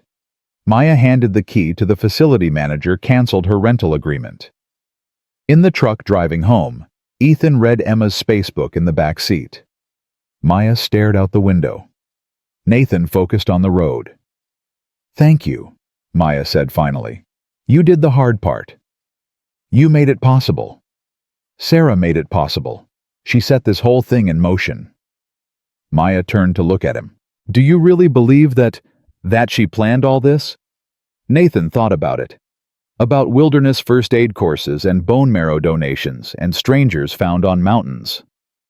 "I don't know," he admitted, "but Ethan believes it, and he's usually right." That night, Maya cooked dinner, real dinner, not frozen pizza or takeout. Chicken and vegetables and rice that actually tasted like food instead of fuel. They ate at the table like a family. Ethan talked about school. Maya talked about her upcoming job. Nathan listened and realized something had shifted. This wasn't temporary anymore. Maya wasn't a guest, wasn't Sarah's ghost, wasn't a stranger Nathan had saved and immediately regretted. She was Maya, part of their lives, part of their daily rhythm, and that should have terrified him. Instead, it felt right. After dinner, after Ethan was in bed, Nathan found Maya in the office packing Emma's things into a new box, a memory box carefully curated with the items that mattered most. "Room for one more?" Nathan asked from the doorway. Maya looked up. "Always." Nathan sat on the floor beside her, pulled out his phone, showed her a photo he'd been carrying for 3 years. Sarah in the hospital 2 weeks before she died, Bald from chemo, thin from cancer, smiling that crooked smile despite everything. "This is my favorite picture of her," Nathan said. "Not from our wedding, not from Ethan's birth. This one. Because she knew she was dying and she smiled anyway." Maya studied the photo. She was beautiful. She was stubborn, optimistic, infuriatingly positive even when everything was terrible. That's why she donated, why she chose Emma. "Yeah." Maya handed back the phone. "I have something for you too." She dug through her purse, pulled out a folded envelope worn from 2 years of carrying. "Sarah wrote this the day before the donation. Made me promise to give it to you when you found out the truth." Nathan's hands shook taking it. His name was on the front in Sarah's looping handwriting. He opened it, read, "Nathan, you stubborn ass." He stopped, swallowed hard, continued. "If you're reading this, Maya told you about the donation. You're probably furious. Probably thinking I should have told you, should have let you decide, should have chosen you and Ethan over a stranger's daughter. You're right. I should have. But I didn't. Because I knew you'd try to stop me. And I couldn't let you stop me from doing the right thing. Emma is 6 years old. She loves space and dinosaurs and terrible knock-knock jokes. She deserves every possible chance at life. Even if that chance is 6 months. Even if it costs me everything. I'm not a hero. I'm selfish. I want those 6 months to matter. Want Emma's mother to have more time to love her daughter. Want my bone marrow to save someone since I can't save myself. And I want you to understand something. I'm not choosing Emma over you. I'm choosing addition over subtraction. You and Ethan don't lose me faster. You gain Emma's 6 months. Maya gains 6 months.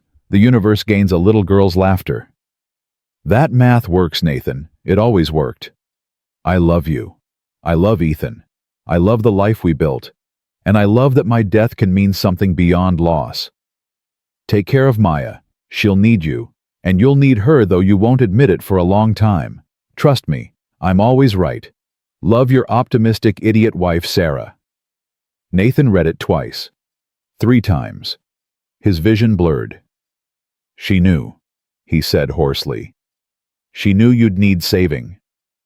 She knew you needed to save someone, Maya corrected gently. To remember, you weren't powerless. I am powerless. I couldn't save her. No, but you saved me. That's what Sarah wanted. That's her gift. Nathan folded the letter carefully. I don't want this gift. I want her back. I know. I want Emma back. But we don't get that choice. We only get the choice to honor their sacrifices or waste them. And taking this job, staying here, that's honoring them. I think so. I think Sarah wanted us to help each other survive, to turn our grief into something useful. Nathan's chest ached. I don't know if I can do that. Neither do I. But we can try. Together. She held out her hand, the one still bandaged from broken glass and bleeding palms. Nathan took it. They sat there on the floor of Sarah's office, surrounded by memories of women who'd died too young, holding hands like lifelines. And for the first time since finding Maya on that mountain, Nathan felt something other than anger or confusion or paralyzing grief. He felt hope. Small, fragile, terrifying, but hope nonetheless. The next 2 weeks passed in a blur of new routines. Maya started her job, came home exhausted but purposeful. Talked about families she was helping, children's memories she was honoring. Nathan went to work, fixed electrical problems, came home to dinner, cooked and homework supervised, and a house that felt alive again. Ethan flourished, brought home art projects and science experiments, talked about the future middle school, high school, college space camp. They became a unit. Not a traditional family, not a replacement for what they'd lost, but something new, something functional, something that worked. Then Marcus showed up unannounced on a Wednesday night. Nathan opened the door to find his brother standing there, face grim. We need to talk, Marcus said. About what? About Maya, About what people are saying. Nathan's stomach dropped. What people? Mrs. Patterson. The school moms. People at church. They're talking, Nathan. About how fast you moved on. About Sarah being barely cold in her grave. She's been dead 3 years. And you've got another woman living in her house, raising her son. People notice these things. Nathan's hands clenched. Let them notice. It's not like that. Isn't it? No. She's Sarah's friend. She needed help. We're helping her. Marcus stepped inside uninvited, lowered his voice. Nathan, I love you, but you're walking into something dangerous here. You barely know this woman. I know enough. Do you know why she was really on that mountain? What she was running from? Yes. I know about Emma, about the cancer, about... Did you know she was fired from Denver Children's Hospital? Nathan froze. What? After Emma died. There was an investigation, medical ethics board. They said she violated protocols, gave Emma experimental treatments without proper authorization. That's Maya didn't tell me. Exactly, she didn't tell you. What else isn't she telling you? Nathan's mind raced. Maya had said she resigned, said she couldn't face working there after losing Emma. She'd never mentioned being fired, never mentioned investigations. Get out, Nathan said quietly. Nathan, get out of my house, now. Marcus held up his hands. I'm trying to protect you, protect Ethan. This woman shows up out of nowhere, moves into your house, gets close to your son. She didn't show up. I found her. I brought her here. Because Sarah made you feel obligated, but you're not obligated to destroy your life for a stranger. She's not a stranger anymore. Isn't she? What do you really know about her, Nathan? Besides what she's told you, besides what you want to believe. Nathan opened the door wider. Leave. Marcus shook his head. You're making a mistake. Then it's my mistake to make. After Marcus left, Nathan stood in the hallway, heart-pounding, mind-spinning. Maya appeared from the kitchen. I heard. How much? Enough. Is it true? Were you fired? Maya's face went pale. Nathan, just answer the question. Were you fired? Yes. The word hit Nathan like a physical blow. You lied to me. I didn't lie. I just didn't. You said you resigned. That's a lie. It's a simplification. It's a lie. Nathan's voice rose. You lied about being fired. What else are you lying about? Maya stepped back. Nothing, I swear. Did you really give Emma unauthorized treatments? Did you violate medical protocols? I was trying to save my daughter. That's not an answer. Maya's eyes filled with tears. Yes. Yes, I gave her experimental treatments. Yes, I violated protocols. The hospital said I was too emotionally compromised. Said I was making dangerous decisions. They fired me 3 days after Emma's funeral. Nathan felt the floor tilting. Why didn't you tell me? Because I was ashamed. Because I didn't want you to know I failed as a mother and a doctor. Because... Her voice broke. Because I was afraid you'd realize Sarah died for nothing. That her bone marrow went to a woman who destroyed her own career trying to save a child who died anyway. You should have told me. I know. I trusted you. I know. I let you into my house, into Ethan's life. I defended you to everyone who questioned. I know. Maya's voice cracked. I know, and I'm sorry. I should have told you. But I was scared. Scared you'd send me away. Scared I'd lose the only family I have left. We're not your family. The words came out harsher than Nathan intended. Maya flinched like he'd struck her. Right, she said quietly. Of course. I'm just someone you saved. Someone you feel obligated to help because Sarah told you to. That's not... It's exactly that. And I've been lying to myself thinking it was more. Thinking we were building something real. But you're right. We're not family. I'm just a stranger who lied to you." She turned to leave. Nathan grabbed her arm. "Wait. Why? So you can tell me more ways I've failed. More ways I don't deserve Sarah's sacrifice. No, so I can—" Nathan stopped. He didn't know how to finish that sentence. Maya pulled free. "I'll pack tonight. Leave in the morning. I'm sorry for everything." She disappeared into the office, closed the door. Nathan stood alone in the hallway, shaking with anger and confusion, and something that felt uncomfortably like heartbreak. Ethan's door opened. His son stood there, in dinosaur pajamas, eyes wide. "Is Dr. Maya leaving?" Nathan's heart sank. "Ethan, I heard you yelling. Is she leaving because of something I did?" "No, buddy. It's complicated." "Did she do something bad?" Nathan knelt down. "She made some mistakes, and she didn't tell me about them. That's hard for me to accept." "Did Mom make mistakes?" The question caught Nathan off guard. "What? Did Mom make mistakes before she died? Did she do things wrong?" Nathan thought about bone marrow donations, about lying by omission, about choosing a stranger's daughter over her own family's preferences. "Yes," Nathan admitted. "She made mistakes." "But you still loved her." "Of course Nathan stopped, saw where Ethan was going. "So why can't you still love Dr. Maya even though she made mistakes?" It's not about love, Ethan. Isn't it?" His son's eyes were too wise, too knowing. "You're mad because she lied, but Mom lied too, and you forgave her. That was different." "How?" Nathan didn't have an answer, couldn't articulate the difference between Sarah's noble lies and Maya's shameful ones. Or maybe there was no difference. Maybe lies were lies and love was love, and he was just scared. "Go to bed, buddy," Nathan said. "I'll figure this out." "Don't let her leave Dad, please. She makes you smile again." After Ethan went back to his room, Nathan stood outside the office door for a long time. Finally, he knocked. "Maya?" No answer. He opened the door, found her sitting on the daybed surrounded by half-packed bags, crying quietly. "I'm sorry," Nathan said.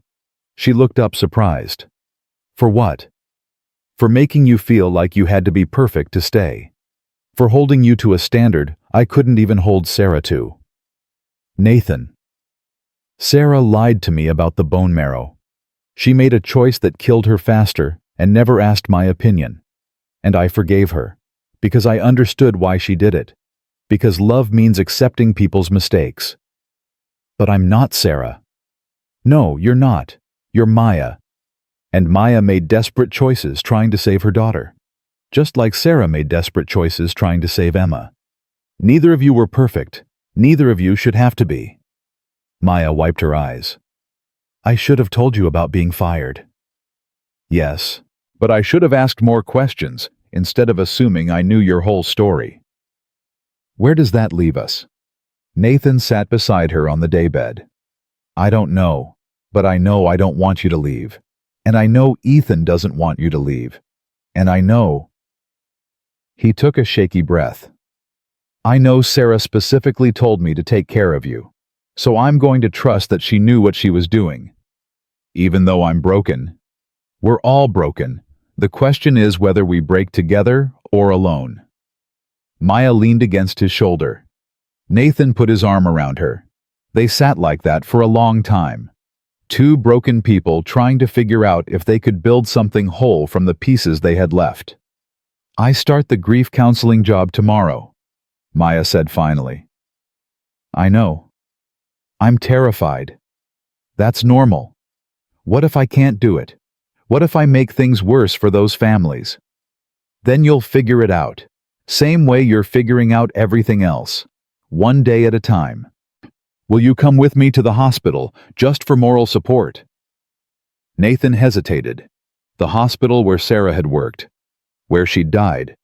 Where Maya had been fired. Every instinct screamed to say no.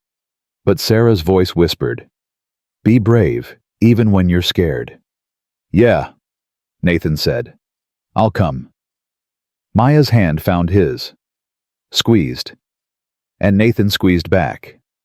Because sometimes love wasn't about perfection. Sometimes it was just about showing up. Even when you were terrified.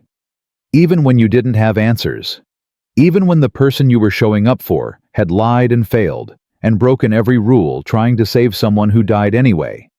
You showed up. Because that's what Sarah would do. And maybe, just maybe, that's what love actually meant. Denver Children's Hospital looked exactly the way Nathan remembered from Sarah's final weeks. Same sterile corridors. Same antiseptic smell that no amount of cheerful wall murals could disguise. Same waiting rooms filled with parents wearing hope and exhaustion in equal measure. Maya stopped at the entrance hand on the glass door, frozen. "I can't," she whispered. Nathan had dropped Ethan at school and driven Maya here, watching her grow progressively quieter as they approached. Now she stood paralyzed, staring at the building that had defined and destroyed her career. "You can," Nathan said. "You've done harder things." "I buried my daughter. That's the only harder thing I've done." "Then this should be easy by comparison." Maya laughed, bitter and broken. "That's terrible logic." "It's the only logic I've got." She pulled open the door. They walked inside together. The elevator ride to the 4th floor was silent. Maya's hands shook. Nathan wanted to take one offer comfort, but they weren't there yet. Maybe they'd never be there. The grief counseling office was tucked in the corner, deliberately separated from treatment areas Nathan guessed. A place where families could fall apart without disturbing the machinery of saving lives. A woman in her 50s stood when they entered. Gray hair, kind eyes, the sort of face that had witnessed suffering and chosen compassion anyway. "Dr. Chen," she said warmly. "I'm Margaret Torres, Director of Family Services. We spoke on the phone." "Thank you for this opportunity," Maya said, voice barely steady. Margaret's eyes flicked to Nathan. "And you are?" "Nathan Pierce, Moral Support." "We can always use more of that around here." Margaret gestured to chairs. "Please sit. I want to explain what we're asking of you, Maya, and I want to be honest about why some people opposed your hiring." Maya's face went pale, but she sat.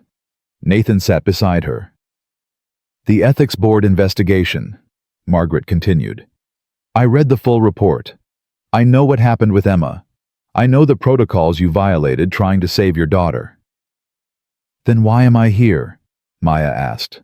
"Because those same violations showed me exactly what kind of doctor you were. The kind who fought for her patients beyond reason. The kind who understood desperate parents, because you were one." Margaret leaned forward. "I'm not asking you to practice medicine.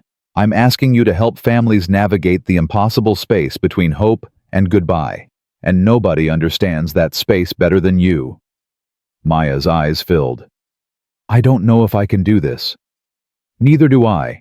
But you're going to try, because Emma deserves better than her mother giving up." Nathan watched Maya's face transform, grief shifting into something harder. Determination maybe, or stubbornness. The same quality Sarah had possessed, the ability to turn pain into purpose. "When do I start?" Maya asked. "Today, if you're ready."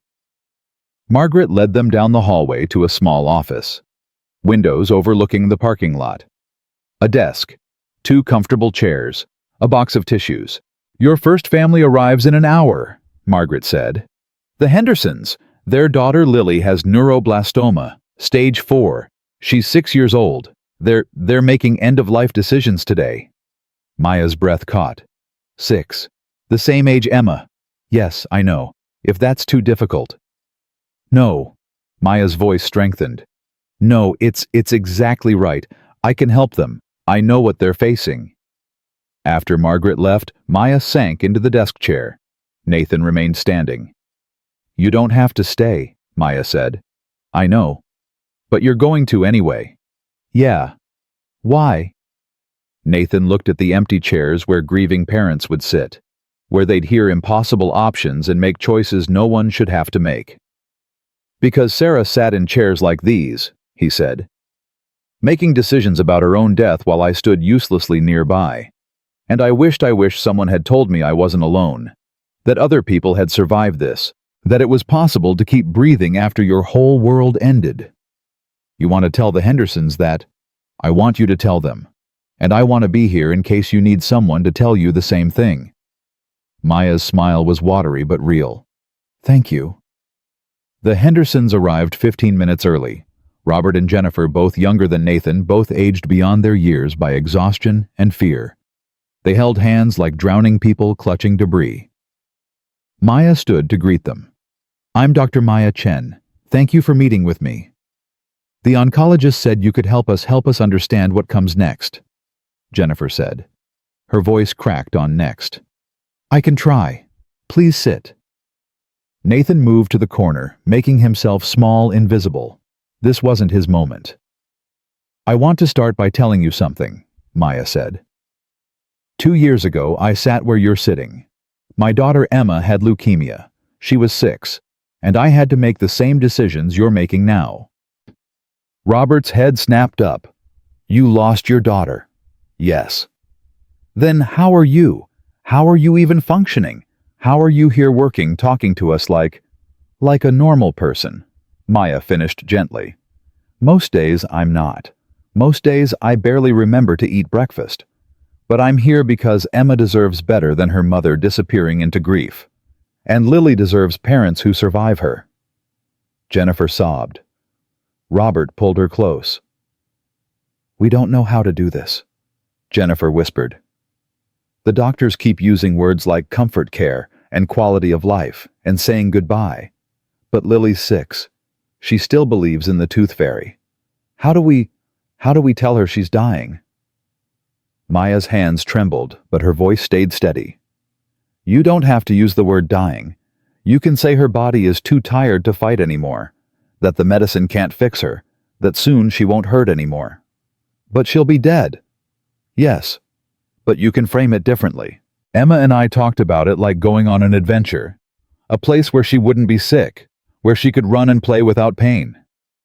Did that help? Robert asked. Did it make it easier? No, nothing makes it easier. But it gave Emma permission to let go. And it gave me... Maya's voice cracked. It gave me 6 months to love her without pretending she'd survive. 6 months to say everything that mattered. Nathan's chest tightened. 6 months. Sarah's gift. The thing she'd died for. How do we survive this? Jennifer asked. After. How do we keep living when our daughter is gone? Maya looked directly at Nathan.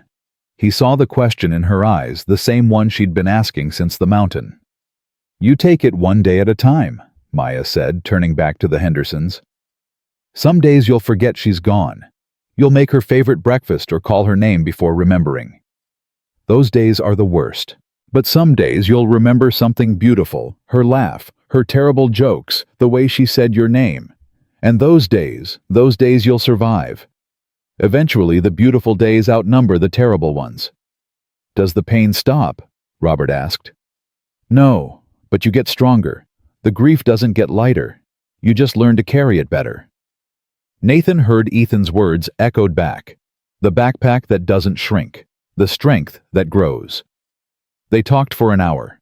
Maya answered questions with honesty that would have destroyed most people. She shared what worked with Emma, the memory book, the video messages, the permission to be honest about fear. When the Hendersons finally left, they looked marginally less shattered. Not fixed, not healed, but less alone. Maya collapsed back in her chair. I can't do this every day. Yes, you can. Nathan, you just did it. You helped them. You gave them tools Sarah never got. Sarah had you. Sarah had a husband who fell apart while she died. You're giving these families something better. Someone who understands. Maya wiped her eyes. I need coffee. Or whiskey. Maybe both. They found the hospital cafeteria. Terrible coffee and paper cups. Nathan bought 2 chocolate chip cookies because sugar seemed necessary. That was the hardest thing I've done since Emma's funeral, Maya said. You were incredible. I almost broke down 6 times. But you didn't. You stayed present. You helped them. Maya bit into her cookie. Why are you being so nice? Yesterday you were furious about the lying. I'm still processing that, but watching you with the Hendersons, that wasn't someone who violated ethics for selfish reasons. That was someone who fought like hell to save her daughter. The hospital didn't see it that way. The hospital was wrong. They sat in silence, drinking terrible coffee, watching nurses and doctors flow past on their endless rotations of saving and losing. Sarah worked here, Nathan said suddenly. I know. Pediatric oncology, 3rd floor. I haven't been back since she died. Avoided it. Couldn't face the place where everything ended. Where is she buried? She's not. We scattered her ashes, half on the mountain 3 years ago, half last month. Where's Emma? Mountain View Cemetery. I visit every Sunday. Talk to her headstone like she can hear me. Nathan set down his coffee. She can hear you. You don't believe that. No, but you do, and that's what matters. Maya's eyes filled again. I miss her. Every second. Even when I'm helping other families. Even when I'm living in your house and making space pancakes and pretending I'm okay. I miss her so much I can barely breathe sometimes. I know. I miss Sarah the same way. How do you keep going? Really. Not the platitudes you tell Ethan. The truth. Nathan thought about it. About 3 years of waking up alone. Of making breakfast for a son who asked about his mother in past tense. Of loving someone who wasn't there to love back. I keep going because the alternative is worse, he said finally. Because giving up would mean Sarah died for nothing. Because Ethan needs a father who models survival, not surrender. Is that enough? Most days. Some days I add new reasons. Ethan's smile, a good cup of coffee, strangers who need saving on mountains. Maya's smile was small, but genuine. That's a terrible survival strategy. It's the only one I've got.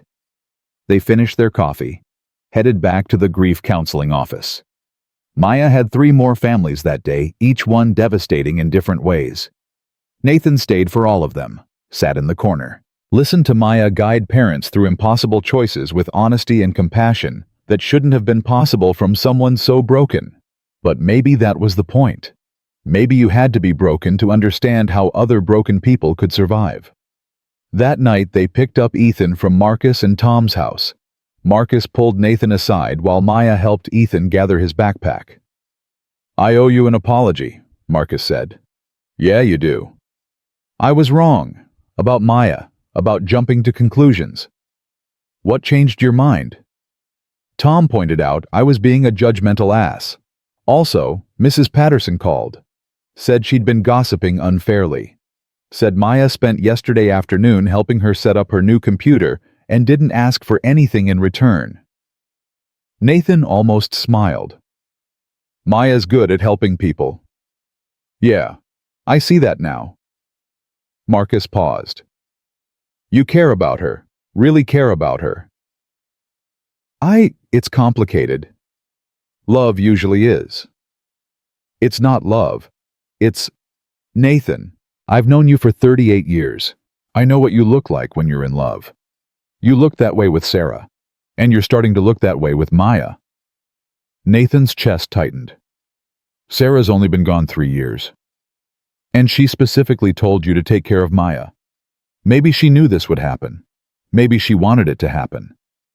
That's insane. Is it Sarah was crazy enough to donate bone marrow knowing it would kill her faster? You think she didn't plan for what came after? Nathan didn't have an answer for that.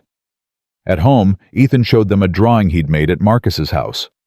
3 stick figures holding hands under a sky full of stars. Labels underneath Dad to me to Dr. Maya. We're a constellation, Ethan explained. Like Orion or the Big Dipper, except we're the Pierce family constellation. Maya's breath caught. Ethan, is that okay? That I drew you in our family because you kind of are family now. You live with us, you make dinner. You help with homework. That's what families do. That's... Maya looked at Nathan helpless. Nathan knelt beside his son. Ethan, Dr. Maya's not trying to replace your mom. I know that, Dad. I'm not stupid. Dr. Maya is Dr. Maya. Mom is Mom. But families can have different people at different times, right? Like how we used to be 3 and now we're 2. Now we're 3 again. Just different 3. Out of the mouths of children. Truth delivered with devastating simplicity. Yeah, buddy, Nathan managed. We're 3 again. That night, after Ethan was asleep, Nathan found Maya on the back porch. She sat on the steps wrapped in Sarah's purple cardigan that Nathan had left hanging on the coat rack. That's Sarah's, Nathan said. Maya startled. I'm sorry, I was cold. I didn't think... It's okay. It looks good on you. Maya pulled the cardigan tighter. Today was impossible. You were amazing. I cried in the bathroom between families. That's allowed. Is it I'm supposed to be helping them? How can I help them if I'm falling apart? Nathan sat beside her on the steps. Maybe falling apart is part of helping. Maybe they need to see someone who survived falling apart. Did you survive, or are you just faking it? Both. Neither. I don't know anymore. They sat in silence. Stars emerging overhead, the same stars Ethan charted with his telescope. The same stars Sarah had loved. Marcus thinks I'm falling in love with you, Nathan said. Maya went very still. Are you? I don't know. I don't know what love looks like after Sarah. Don't know if I'm capable of feeling that way about someone else. But I like having you here. I like watching you with Ethan. I like that you make terrible jokes and stress bake and understand what it's like to love someone so much their death feels like your fault. Nathan. I'm not asking for anything. I'm just being honest. Because Sarah hated when I held things back, and you deserve honesty after everything. Maya turned to face him. Can I be honest too? Always. I think about you constantly, about whether you're eating, whether you're sleeping, whether you're drowning in grief and just hiding it well. I think about Ethan and whether I'm helping or hurting by being here. I think about Sarah and whether she'd approve or whether I'm betraying her memory by...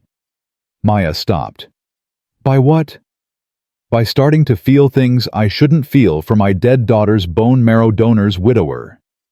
Nathan's heart hammered. What things? Things like wanting to hold your hand. Things like wishing you'd kiss me. Things like imagining a future where we're not just broken people surviving together, but actually building something real. The air between them crackled with possibility and terror. I can't promise you anything, Nathan said. I'm still in love with Sarah. I might always be in love with Sarah. I know. I'm still in love with Emma's father even though he abandoned us. Love doesn't follow logic. So where does that leave us?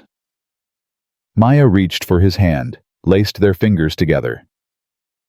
It leaves us here, she said, taking it one day at a time, being honest, not running away when things get hard. I'm good at running away. Me too. Maybe we can be bad at it together. Nathan lifted her hand, kissed her knuckles gently. Sarah told me to take care of you, he said. In her letter, she said I'd need you and you'd need me. She was right. She usually was. They sat on the porch steps holding hands wearing dead people's cardigans talking about the future, like it was something they might actually survive. Inside Ethan's drawing hung on the refrigerator. 3 stick figures, a constellation, a family reimagined.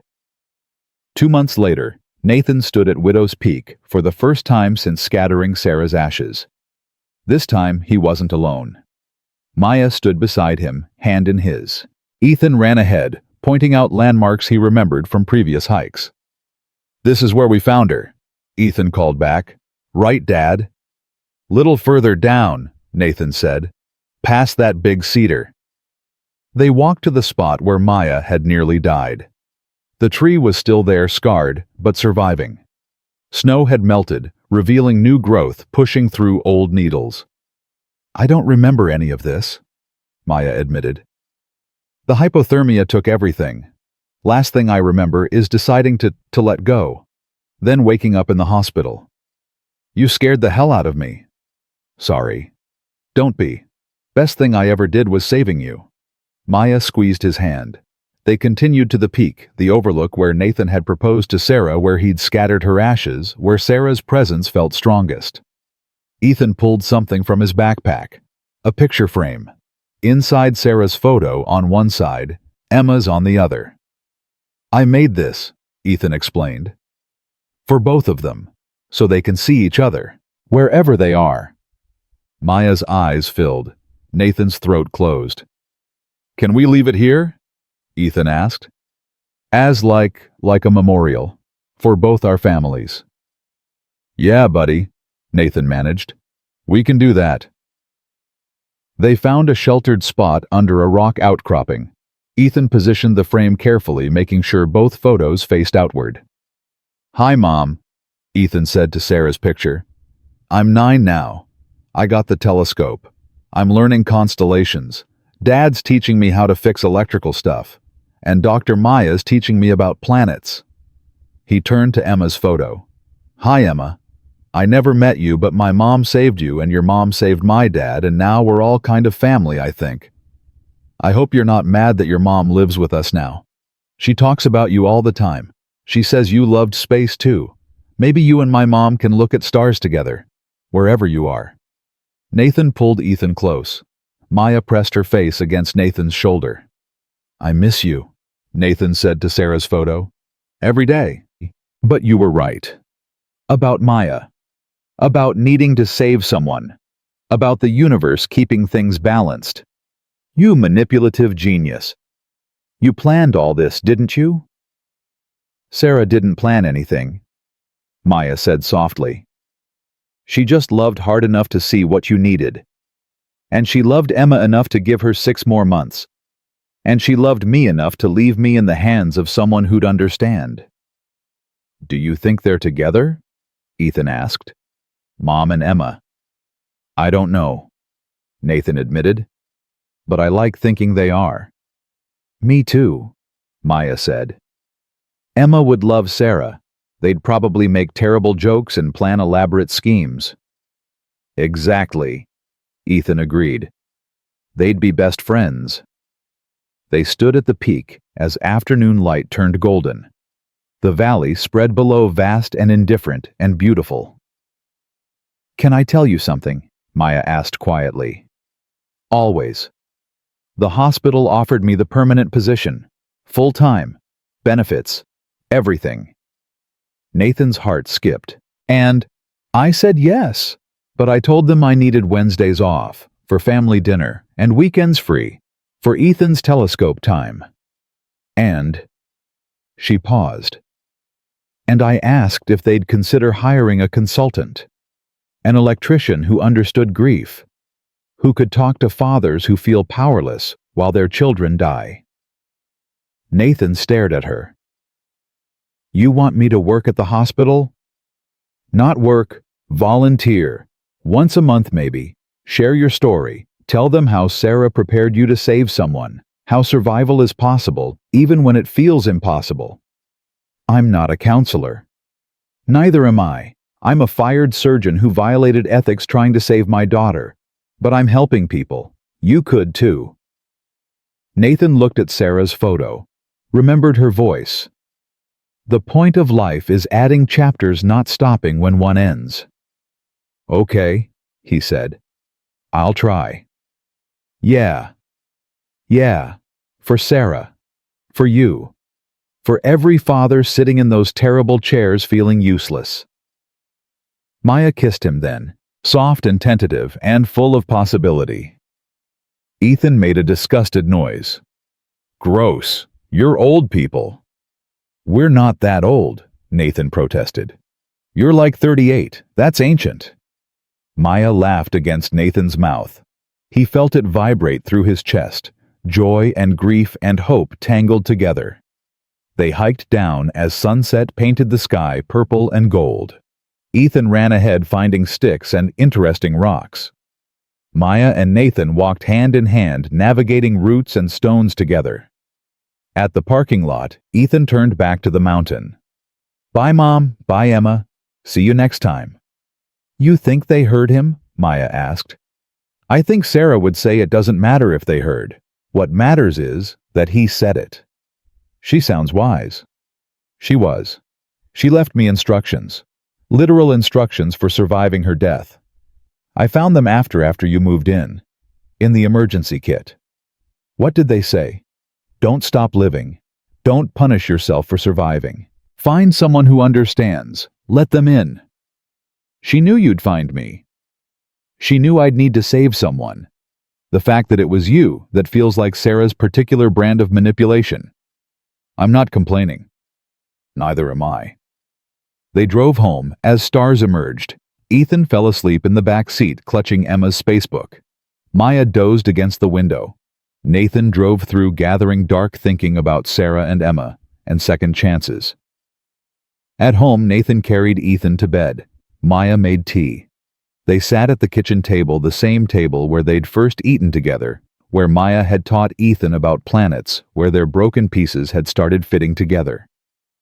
"I love you," Maya said suddenly. Nathan's breath caught. "What?" "I love you.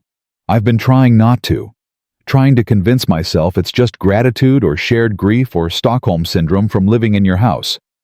But it's not. It's love. Messy and complicated and probably too soon. But love nonetheless." Nathan set down his tea. "I love Sarah. I know. And I think I'm starting to love you too. Different. Not replacement love, but real love. Is that okay, to love two people? Sarah would say, hearts multiply. That love doesn't divide. Emma would say the same thing. She used to talk about how much love she had, love for me, for her stuffed animals, for her favorite nurse, for chocolate ice cream. She said love was infinite. Smart kid. The smartest. Nathan reached across the table, took Maya's hand. "This is terrifying," he admitted. "Absolutely terrifying." Maya agreed. "What if we mess it up?" "We probably will, multiple times." "What if Ethan gets hurt?" "We'll protect him, together." "What if—" Maya stood, walked around the table, sat in Nathan's lap, and kissed him properly. "What if we stop asking what if and just try?" she said against his mouth. Nathan pulled her closer. "Okay. Okay. Okay. Let's try. Let's build something new without erasing what we lost. Let's honor Sarah and Emma by living fully instead of barely surviving." That sounds like something Sarah would say. Probably. She's still running my life from beyond the grave. Maya laughed.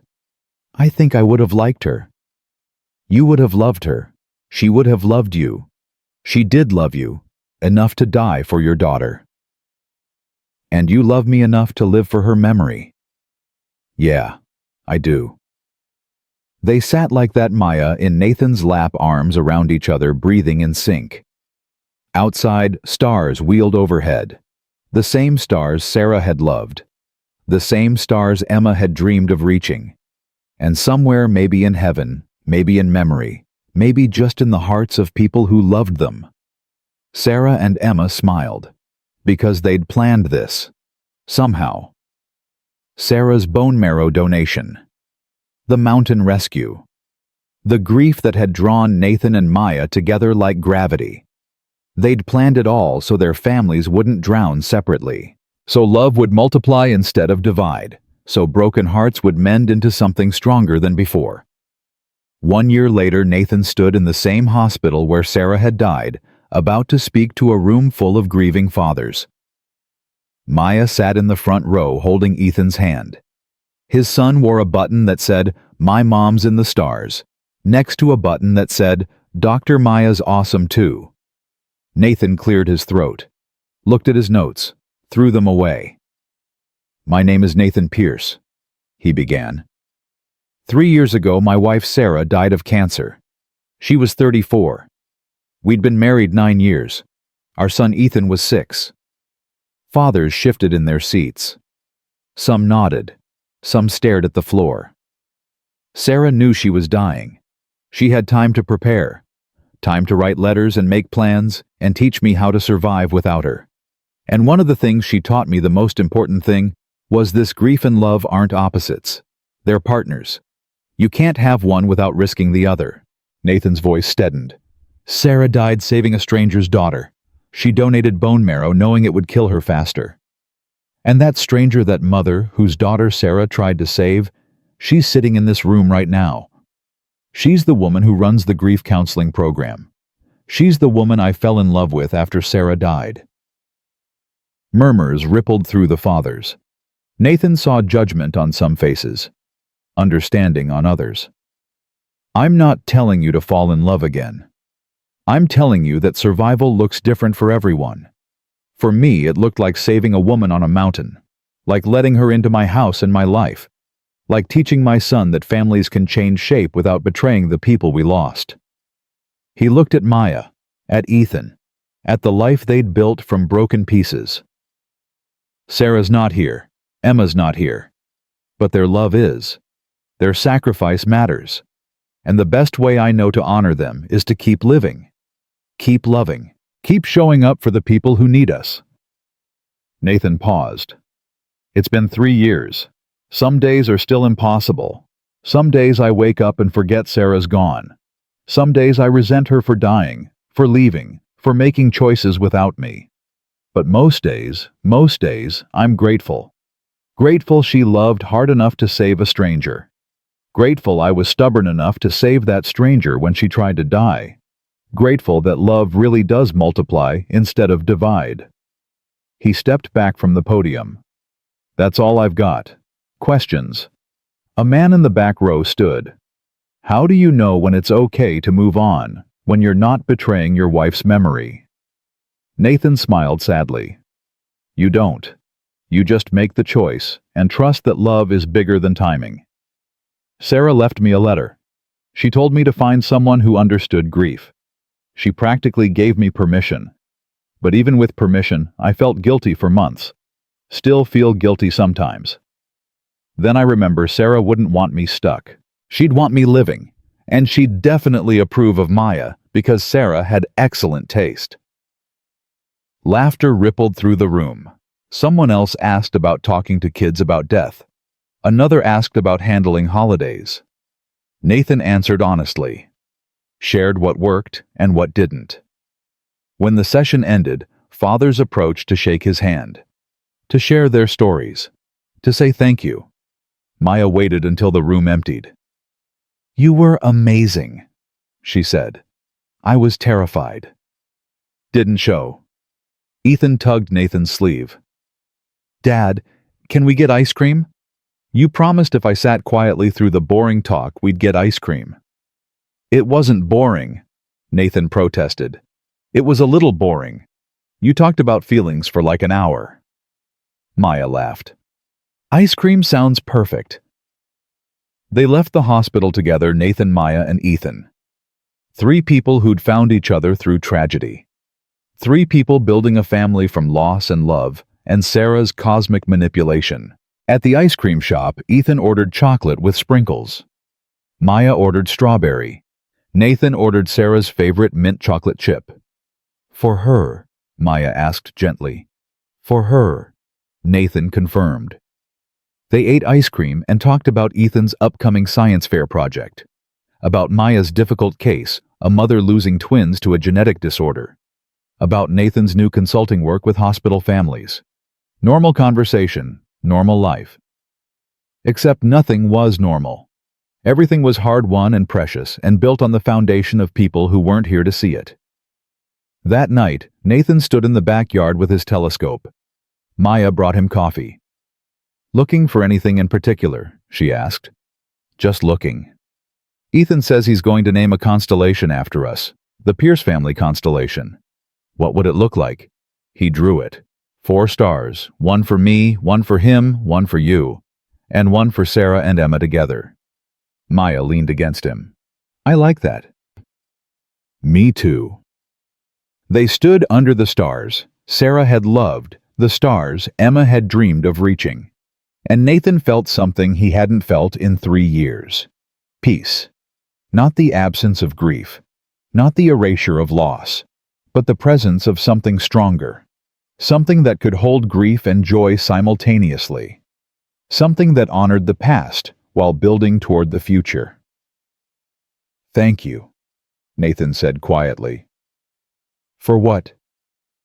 For almost dying on that mountain. For letting me save you. For staying when I was angry. For loving Ethan. For... His voice caught. For proving Sarah was right. That love multiplies. Maya turned in his arms, kissed him under stars that had witnessed everything. Sarah was a genius, she whispered. Yeah, she really was. And somewhere in heaven, or memory, or the spaces between stars, Sarah smiled. Because her plan had worked.